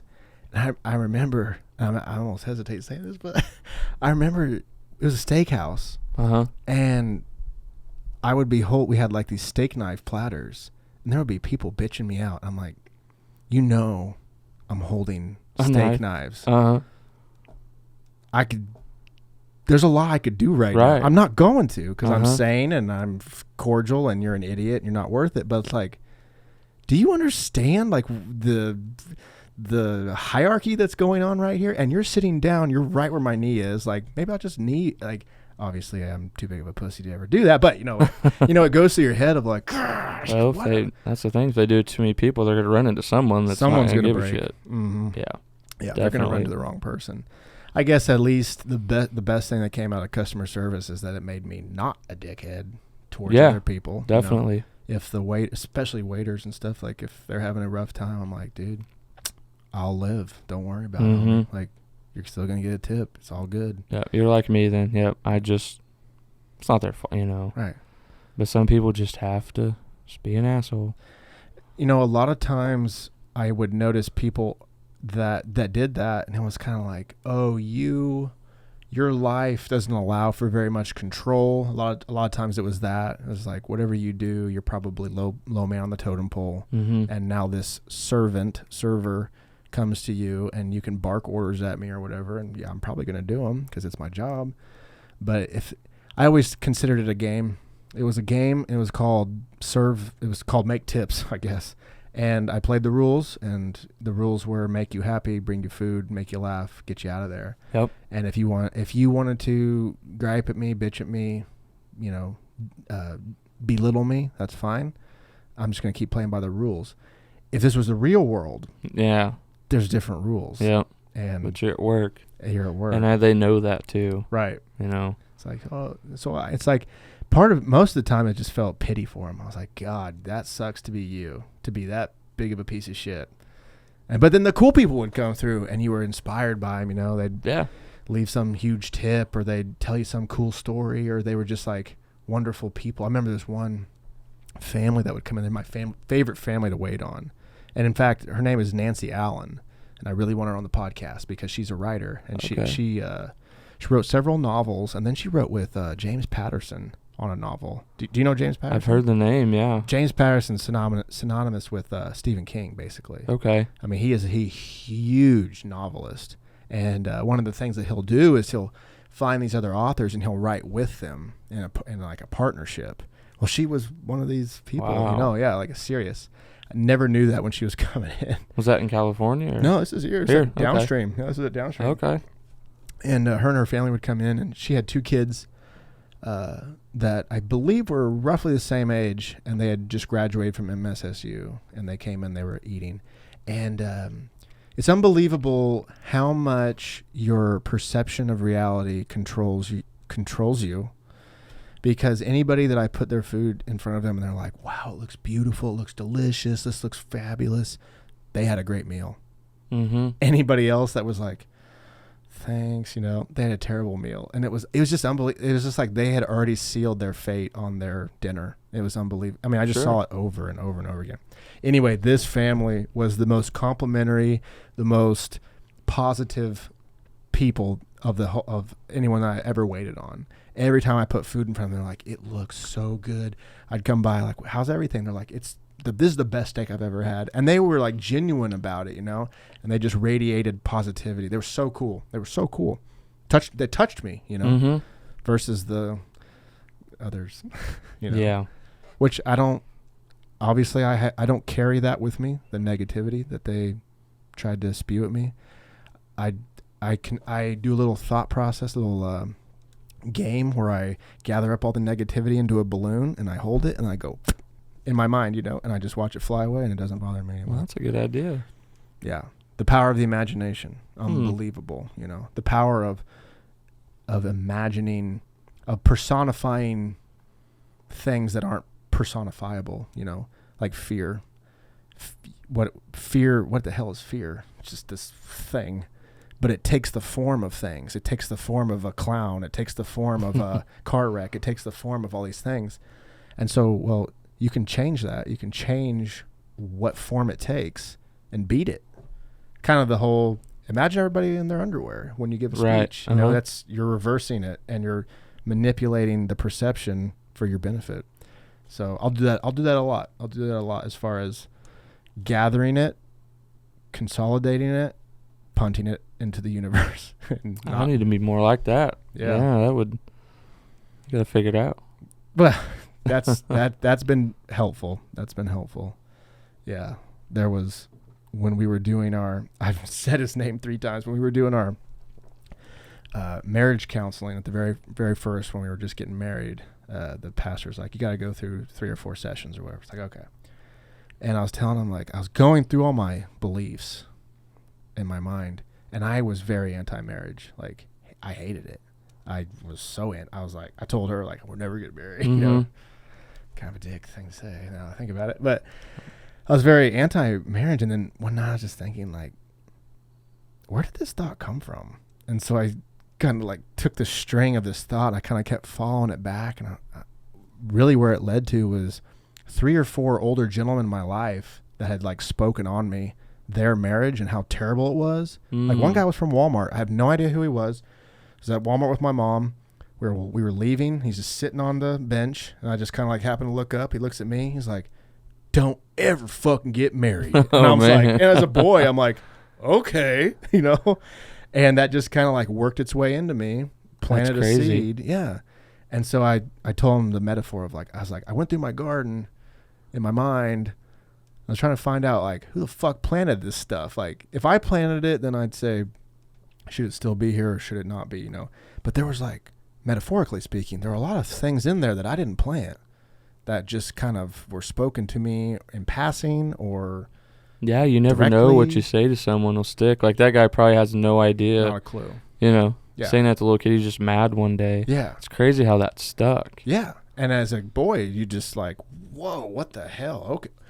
I don't want to be you. Mm-hmm. So, okay, I won't do that. Right. Yet then as I go through, and he's like, by the way, continue to do that through your whole life. I was like, okay, my marriage is awesome. Like it's been awesome. 5 years in July. And it's just like, I look back on those people in my life and I'm like, how did you guys screw it up so bad? Uh-huh. Like, this is a beautiful thing that I've been experiencing these past 5 years. Like, you guys are missing the point. I'm sorry you're not very good at relationships. If that's what it is, you know. That's probably what it was. Yeah, I don't, it's just crazy, but it just makes me think of people should go through their beliefs. Like, where'd this come from? Did you put this here? Sometimes it can be okay. You know, sometimes it's like grandpa's wisdom. Mm-hmm. And it's like, thank you. Right. I would have never been able to have, I would have never had this amongst my arsenal. But some of it's like, this needs to go. This needs to go. Yeah. Deep thoughts. Never thought that way. Yeah. Yeah.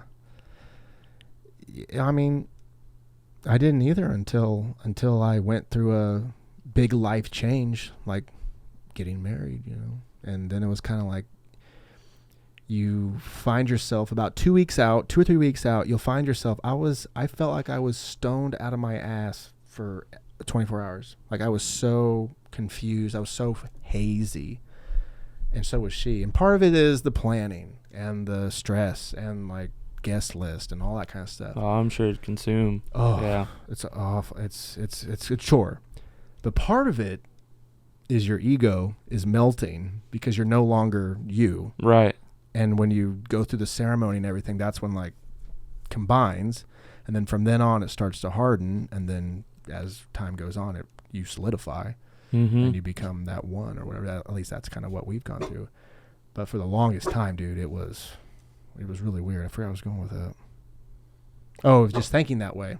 Right. Yeah. I didn't think that way before. It was because I was in this strange moment of my life. You start to have these strange thoughts, similar to a psychedelic experience. You know, you don't think the same way when you're on one of those substances.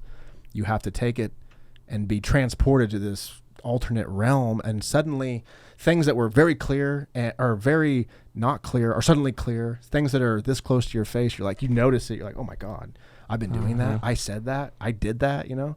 So it's similar to that, I guess. Yeah. Any experience in that realm? No. Yeah. No, I haven't. Sturgill Simpson's a big fan. I know. Yeah. Joe Rogan. I mean, it kind of scares me. It should. It should. I mean, I just would not want to lose control like that. I don't know. Yeah. Seems like it'd be way different than, drinking or something. It's Much different. I don't know. I'd be too paranoid. Yeah. Yeah, it can be. It can be intense. I feel like if I'd be sitting there and I think Bigfoot was coming to eat my head off or something. That's what, it could happen. I would have the fear before, and I think that would make me just have a bad trip or something. Could be. I mean, part of it is preparing yourself. They call it set and setting. Where are you going to do it? Who are you going to do it with? Mm-hmm. When are you going to do it? That's very important. I think a lot of people just rush into it, and it's like you've been drinking, you're feeling great, you're at a buddy's house. Hey, dude, here's some whatever. And then you take it, and it's like, whoa. You weren't like mentally prepared. You weren't like, I'm going to do this. And maybe you set an intention. Maybe you don't. Maybe you're just like willing to just go through the experience. I think a lot of that comes out, or a lot of that tends to result in a bad trip or whatever. That, and then just, I don't mean this in a bad way, or I don't mean this in a negative way. It's like a lot of weak minds. In the sense of, if you don't meditate or something, if you don't do some sort of mental practice, I think you do leave yourself open to a little bit of vulnerability, because there have been times where, things are getting a little hairy on this trip. And if I don't just close my eyes or begin to just take deep breaths and just like, you're good, you're fine, you kind of work through it. And then you go through that turbulence, like you're playing ride, you kind of go through a little turbulence. And you get through it, and you're like, okay, I'm good. We're good. We're back. We're back to cruising altitude. It sounds like a lot of work. It is. It absolutely is. But I guess the reward, I don't know. I mean, it could be. I've had some revelations on substances. Yeah, I've heard that before. Yeah. I give a lot of credit to the internet, just exposing me to the world. Like imagine if we lived here in rural Kansas and didn't have the internet. Like our worlds would be a lot smaller. But we get the best of both worlds. We get to live this rural, simple life. We get a lot of cool perks, fishing, hunting, shooting, four-wheeling, all that good stuff. But then also we get like access to the best media, the coolest songs, the movies, all that kind of stuff. Like we get a good deal. But if we didn't have that, it'd be a lot different. Yeah, it would be. Yeah. So I give a lot of credit to the internet, and then I give a lot of credit to just psychedelics and to my experiences with the psychedelics, just kind of, maybe teaching me to ruminate a little bit more, or teaching me to be more aware, or, just this is simple, and maybe you just understood this naturally, but I just experienced what it might feel like to be a forgotten old person one time on a drug. I remember just I was on acid. And I was laying in the field, and I was listening to Jimi Hendrix, and I was just staring up at the sky and just freaking out about how far that direction goes, and just feeling the weight of eternity and everything like that, and just thinking about getting older and how everyone gets older. And then I kind of was reminded of people in my life that did get older and just kind of get forgotten about, like what's grandpa and grandma doing? Yeah, I've felt that before That's a scary feeling. It just made me sad, like. Yeah. And how much does it take for me to just send a text? Maybe they don't get any text all day. I get text fucking all day long. I get messages on every platform all day long. They don't get anything. What's it for me to go, hey, what's up? Or, hey, this is an article I saw. And it's like, they're one text for the day. Like, that's all it takes. Or a phone call. Or a while back, Kelsey and I went up to my grandparents live in around Wichita area. We went up for the weekend. It made I bet they enjoyed that. We enjoyed it, because it's these two different time generations coming together, you know, and we're playing it. They have the simple life. They're, you know, retired. So we played pickleball and stuff like that. Oh, really? Yeah. Okay. They're Okay. super into that stuff. So we played pickleball with them. We, you know, my grandma's a quilter. So she was like showing us quilt and stuff. But, yeah, that's just a very simple, small revelation that those substances allowed for me. Now, like you just understood it, you know. But for me, it was like, hey, what about this? Whoa, don't forget about them. Right. Because I wouldn't want to be forgotten about. No. Like, simple No things way. like that. It's also kicked down doors where I'm like, no, not that door. Oh. Anything but that door. But, you know, it's something I needed to deal with. Mm. And then since it kind of took my head and it was like, what about, what's over there? I had to deal with it. So I don't want to like preach and say that they're the best thing on earth, but they have influenced me. That's good, Yeah. you know. In beneficial ways. Maybe I'll come up with an album in a couple years that's called Revelations or something. That'd You'd be like, cool. wonder where that came from. Right. Listening to this podcast and it's like, Yeah. it's that crazy fucker right Yeah. there. Came from him. That was before. Yeah. That was before the podcast. But Yeah. after. So this is, what is this? So I did some guiding, some antelope hunting guide. I guided these guys on antelope hunts in Nebraska, Scottsbluff. And my first group of guys were from South Texas, and this older gentleman, I cannot remember his name, but he made his own moonshine, and he tipped me. He tipped me with that. He gave me a whole bottle. Wow. And he gave that, and I see the plastic still on there. So when he gave it to me, I was like, "Oh, thanks for the Crown Royal." He goes, "That ain't Crown Royal." Oh, I was like, man. "Gotcha." But yeah, he makes his own moonshine, and got his own little distillery, his little underground distillery, you know. Really? Yeah, so That's cool. I'm going to try it. Go See for how- it, brother. Super smooth, warms your soul. Pretty dangerous, actually. That's good. Isn't it? Yeah, I've had it, multiple times. I remember that tastes good. That's really good. Yeah. He had a name for it. I'll have to go Huh. through the text messages. It was like South Texas slang for a little something on top, like Lunahagen or something like that. I don't Huh. remember what it was called, but yeah. Well, that's good. Isn't it? Yeah, I think the first time I had it was at a buddy's. I think they might have got it from someone from Arkansas or something, Yeah. but typical mason jar. And his counter was like painted white, his countertops. I laid it there for a second, and then I was like, I'm going to take a drink, we'll try it. He's like, well, just don't take a lot, I was like, well, I'm not. It's a normal drink.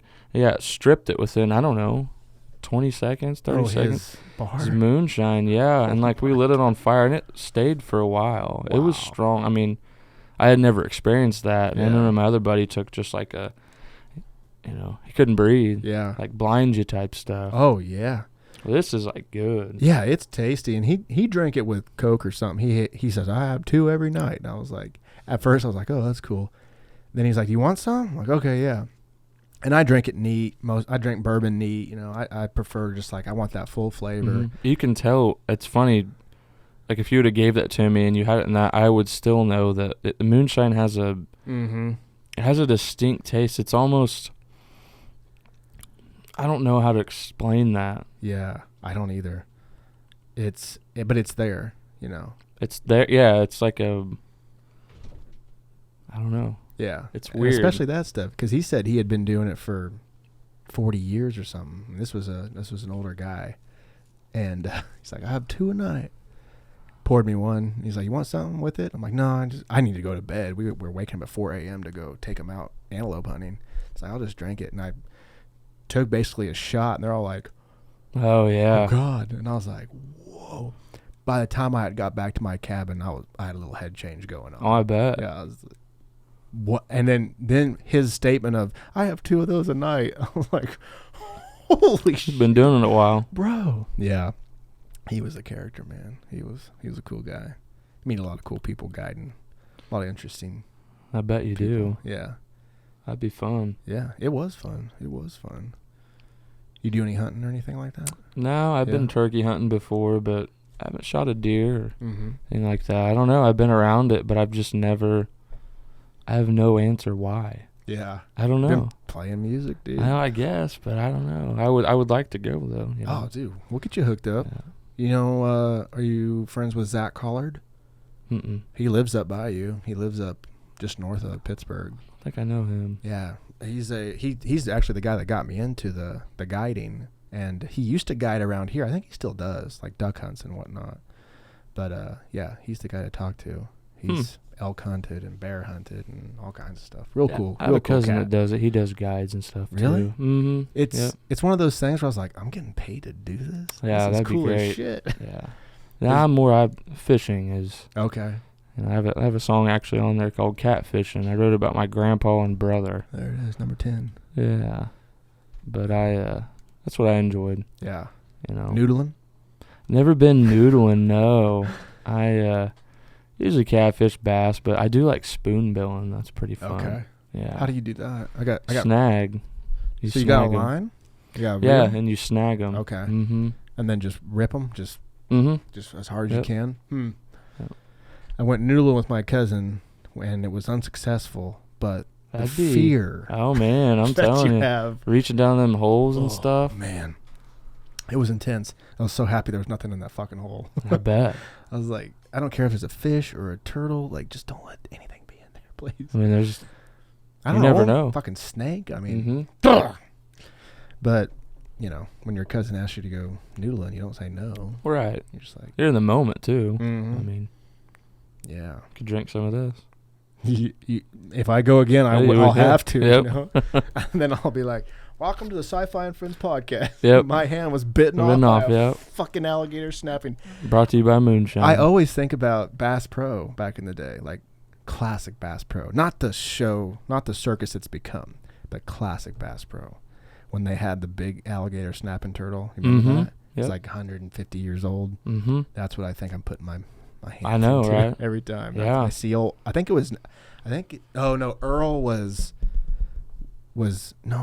it Earl? I think that thing had a name. I'm sure it did.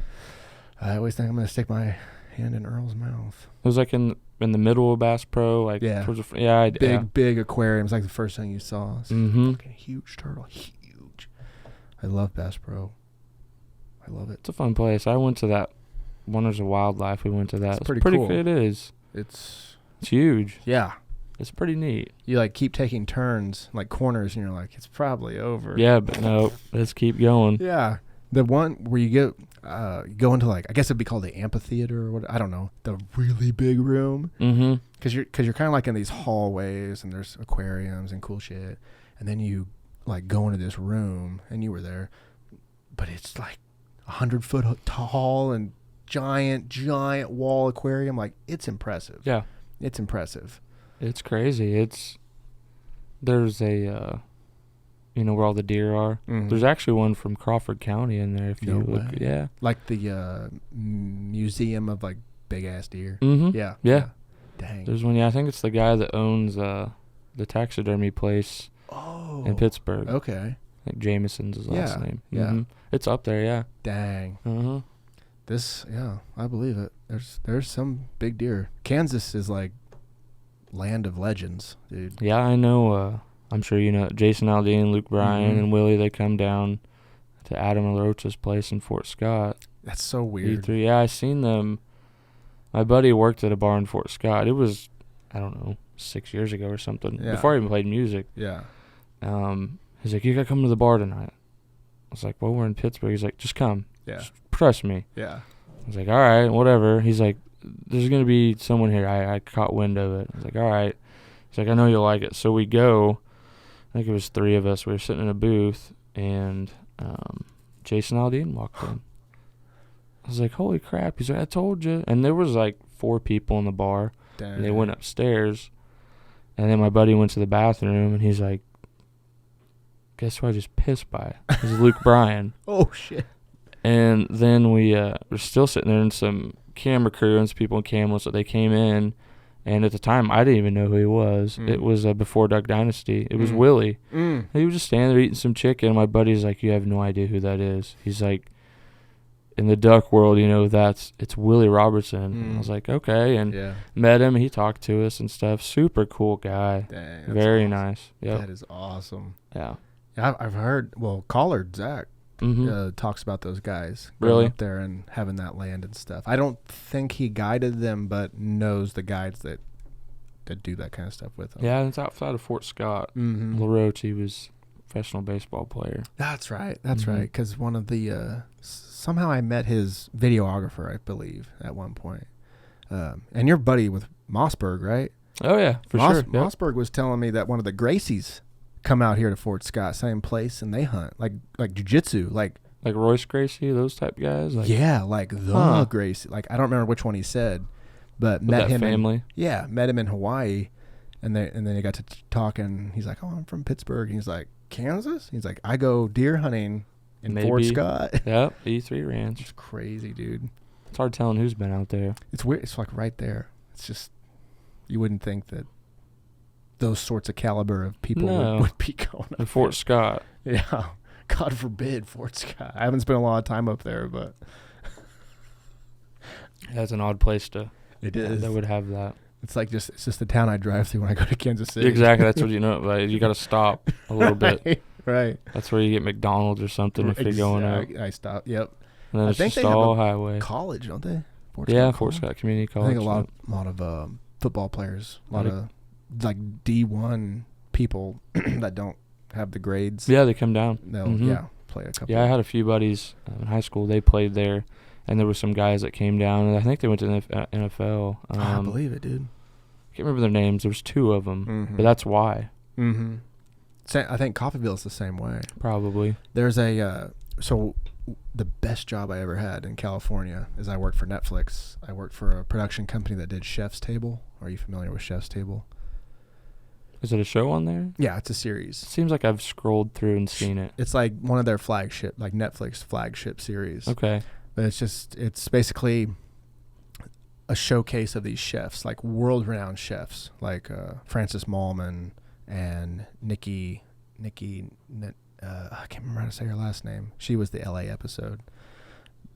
These people are like on another level, and basically what changed was the cinematography was so high end. Well, actually, the whole production was tremendous. Like, if you ever get a chance, dude, there's a guy from Brazil, Alex Attila, season 2, episode 2. Okay. Awesome, dude. Like, he goes out into the Amazon jungle, spears fish, takes it On back the to episodes, like Yeah. it's like okay. Yeah, it's like they're actually like hour documentaries about that chef, and they show like their food, and like we shot it with Red Dragon 6K. Like, it's so fucking amazing. Red Dragon's like the Gibson of the camera world. Okay. Yeah, yeah. Okay. Anyway, so I worked for that company. It was awesome, and then several years later, they did a docu-series in Coffeyville, Kansas, called Last Chance U. Oh, the football. I've That's- seen some of it. Yep. Yeah, that was in Mhm. Coffeyville. Mm-hmm. And that's that same production company that I used to work for, Boardwalk Productions. Okay. Yeah. But a lot of that's very similar. Like, a lot of those players were from either the bigger D1 schools, or, they only had like a couple semesters left. They talked to an agent, and maybe you can come out and try out. And, it was a good series. But it was very similar to that, where last chance, dude. Last chance to get into the professional leagues That's before. cool you worked for them. It was awesome. I bet. It was the best job I had. I had a lot of jobs. So you met all the chefs and stuff? I mean, Yeah. you shot. Okay. Well, I only worked the LA episode. They went all over the world. Right. But I just worked for that LA episode, and helped out with that. And then they got renewed. How long does something like that take? Oh, man, I think we shot for... So it's an hour on Netflix. Like, if you watched it, it was an hour. Yeah. It was I mean, how long is that? Probably 2 months. Wow. Yeah, probably 2 months. It's like you were saying earlier, you don't realize how much goes into that. No, not at all. And in fact, one time, Kelsey and I were out here drinking Saturday night around a fire, and we got pretty drunk, and we're like arguing about how much a episode of Chef's Table would cost. And she was sitting around, she thought like $200,000. I was like, no way. So I text one of the producers. I was like, hey, can you tell me how much? And he's like, I can't tell you, but it's north of $500,000. I was like, Good Lord. per episode. Man. There's 10 episodes per season. There's 6 seasons. Blew my mind. And I was like, you guys only paid me. Right. I was just a PA, but Where's all that money going? yeah, no, it was good. It was a great experience. And I'm still in contact with those guys and kind of keep up with. They all kind of broke off and did their own thing. One guy did a bull riding docu-series in Argentina. The cowboy scene's huge in Argentina. Beef, Really? you know, the beef. Oh, Argentina beef's huge. And so a lot of the Argentinians have a big cowboy culture, like Western cowboys. And he did like a whole bull riding series on it on Netflix. I've never heard of it. I didn't know. I'll send it to you. I can't remember what it was called, but yeah, that was John Hinyon. He did that. They did Last Chance U. They did Cheer. Did you watch Cheer? I think my girlfriend's watched it. Is it The Cheer. basically like Last Chance U, but it's following the cheerleaders? Sort of. It's like this community college. I think it's community college in Texas that is like the Harvard of cheerleading. I Like, think it is- I remember. It was good. Like, I'm not into cheerleading, obviously, but it was enjoyable. It was like a very well-told story. Characters were really cool. It was interesting. You kind of fell in love with the characters. Like, they'd get hurt, and you're like, "Fuck! Now what's he gonna do?" Or Oh man, that stuff reels you in. I know. They know how to do it. Yeah, we've been watching a lot of stuff on there. What'd you think of Tiger King? I loved it. I had a great time with it. It's a train wreck. It was. I mean, it was it's- sad, dude. There's so much you could talk about with that show. And then you posted he wrote you. Yeah, I I mean- wrote him. Or yeah, he wrote you Yeah. back. Yeah, he wrote. Joe Exotic wrote me back. Yeah, didn't expect it. Wow. I joined a group on Facebook called Free Joe Exotic, and I think one day it's just a random post like, "Here's Joe's prison address," Uh-huh. and I was like, "Well, fuck it, man. If I was in prison, I'd want someone to write me." Sure. So I wrote up this letter. I don't even know if I saved it on my laptop. I think I just printed it out. You had to type it. You can't write it. You have to type it. I printed it out, slapped it in the mail, forgot about it. I bet that was whenever Tiger King came out. You know? Oh, you just got it back? Yeah, I just got it back I'm like sure 2 he's days got ago. thousands. Oh, by now. Yeah. Yeah, by now. It's kind of hard it was kind of hard to find that address at first. You know, it was very like, where the hell did you get that? And if you weren't part of that group, it wasn't like a widely known thing, but now it's pretty easy to find. Yeah, I think it. I'm part of that group. Yeah. It's ridiculous. I had to turn off the notifications. Oh, I bet. You probably It got was- thousands of likes or it's like, something. I oh mean, my yeah. Well, just being part of the group and like checking Oh, Facebook. yeah, and yeah. it's like Mhm. people post and stuff. Like when Tiger King was at its pinnacle, it was awesome because I was really into it. You know, people making Carol Baskin songs Right, and yeah. stuff. But after a while, I was like, okay, That's crazy. It's phenomenal. It's a phenomenon. It's just nuts. Yeah. Did you see that his legal team is in Washington, D.C. Saw now? they're on their way the other day, yeah. I think it was on that group. Yeah, yeah. Well, yeah, it is. And they interviewed I guess he's the lead lawyer. He doesn't look like he's got like tattoos everywhere. Man. Looks like us, got a big beard, big cowboy hat, and he's like the lead lawyer, which is cool. But it's like, I hope you know what you're doing, bro. Like, this is Joe Exotic. You never know. Yeah. Did you watch the extra episode that Netflix? I didn't like it. I didn't watch it, but I did not hear. I was expecting something different. I think it Yeah. was Harvey Levin or something that did the host. Okay. The guy off TMZ. Okay. I think. I'm blanking on that. Yeah. I don't know. It was like it was like almost like just a review, like kind of where they are, but not. It wasn't nothing like the episodes. Right. No, I mean, I was bored with it. Right. I heard from like multiple people. I didn't watch it, but I like saw multiple posts, and it just seemed like it was a PR attempt by Netflix. Yeah. Almost to be like, we need to control this. We didn't think we thought Joe would be something different to these people, or we figured Tiger King would not do this. I don't think Yeah. they expected it at all. And then it just exploded. And The quarantine helped too. absolutely. You know, people Yeah. being home. I don't think I would have watched it if I wasn't stuck inside. I might have tuned in. Really, you know what it was? It was the memes that got me. I saw all these memes, and they were talking about Carol killing her husband and stuff, and I was like, what is going on? Because these are funny, and I don't even know what they're talking about. I know that stuff spreads like wildfire. Mm-hmm. It's so wild. that memes. They're just little pictures, they're little jokes. It's funny. They're hilarious. They're fucking hilarious. You can say a lot with one of those.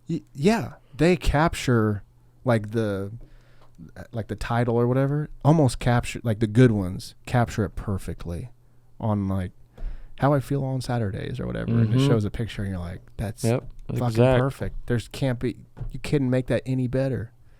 It's so weird.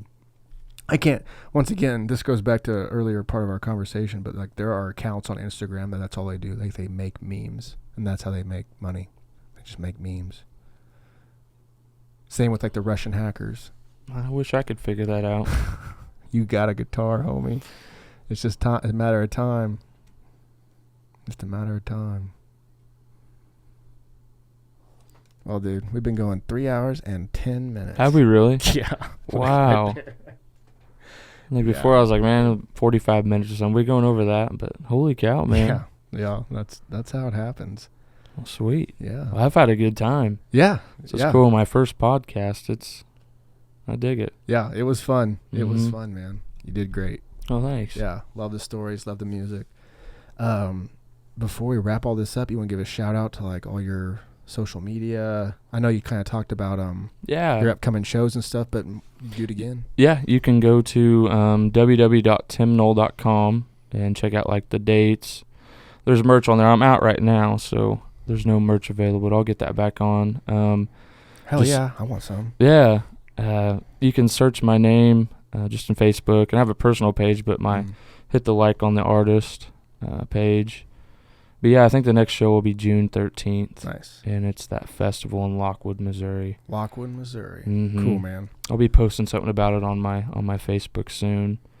I have a YouTube channel, but I don't have very many subscribers, so go out and like that, subscribe to it. Hell yeah. You get some more stuff on there. Instagram, I have that. Don't get on Twitter too much. I think my Instagram's the Tim Nowell on there because my name was taken. Yeah. Real Tim Nowell. Oh yeah, I should have. Yeah. When people do that. Yeah. I don't know why someone has it and it's like got 2 posts or something. So. Oh yeah, Caleb had his baby. Nice job, dude. Oh, congrats, Caleb. That's like my best friend. Oh, cool. Yeah, first kid. There it is. The Tim Nowell. Dude, I'm not even following you. Now I am. Well, there we go. Now I am. Nice. There's the Studio 2C. Yeah, what do you think about those morels? Do you morel hunt? Hell yeah. Yeah. Nice. Where'd you find them? Just my backyard. Just trying. Really? No. Oh, I was like, dang. My mom did. She used to have them. Awesome. When we were growing up, she would have them in her backyard. At least 10. That's so cool, dude. It's like a little handful, but yeah. That's good shit right there. Yep. All right, go follow the Tim Nowell on Instagram, and then there's your website. Yep. Albums on iTunes, Spotify. Spotify. Yeah, I followed you on Spotify. Whoops. Got you on Spotify, and love that song. Sweet. Yeah, dude. Well, really appreciate you coming on. I had a blast. Me too. It was good. Very fun. Looking forward to seeing like what other things that you produce, and like for COVID to get over with, so I can come to more shows. Yeah, for sure. Like that. We'd love to do a music video with you. That'd be or several music videos. We should. We should combine our forces. We should. Especially after you tell me that story about taking the dashboard, and it's like, this deserves a brilliant music video. So we'll see what happens. We should talk about it. All right. We should talk about it. Well, cheers to you guys out there. Yeah. Thanks for tuning in. Yes, sir. Appreciate you guys listening. Thanks for coming with us for 3 hours and 20 minutes, 12 minutes, whatever it is, Appreciate it. Alrighty. Like I said, the podcast has the Patreon page. Go support the show. Anything that you donate, fantastic. Really appreciate it. Also, all the love that you guys have been sending through the past episodes. Just random messages that people will send, text messages or Snapchats or whatever, just saying that you appreciate the podcast, you enjoyed the guest that was on, or that you've been enjoying the show and listening.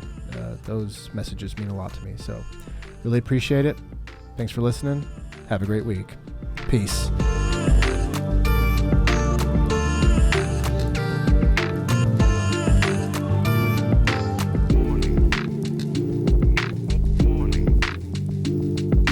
This is only the beginning.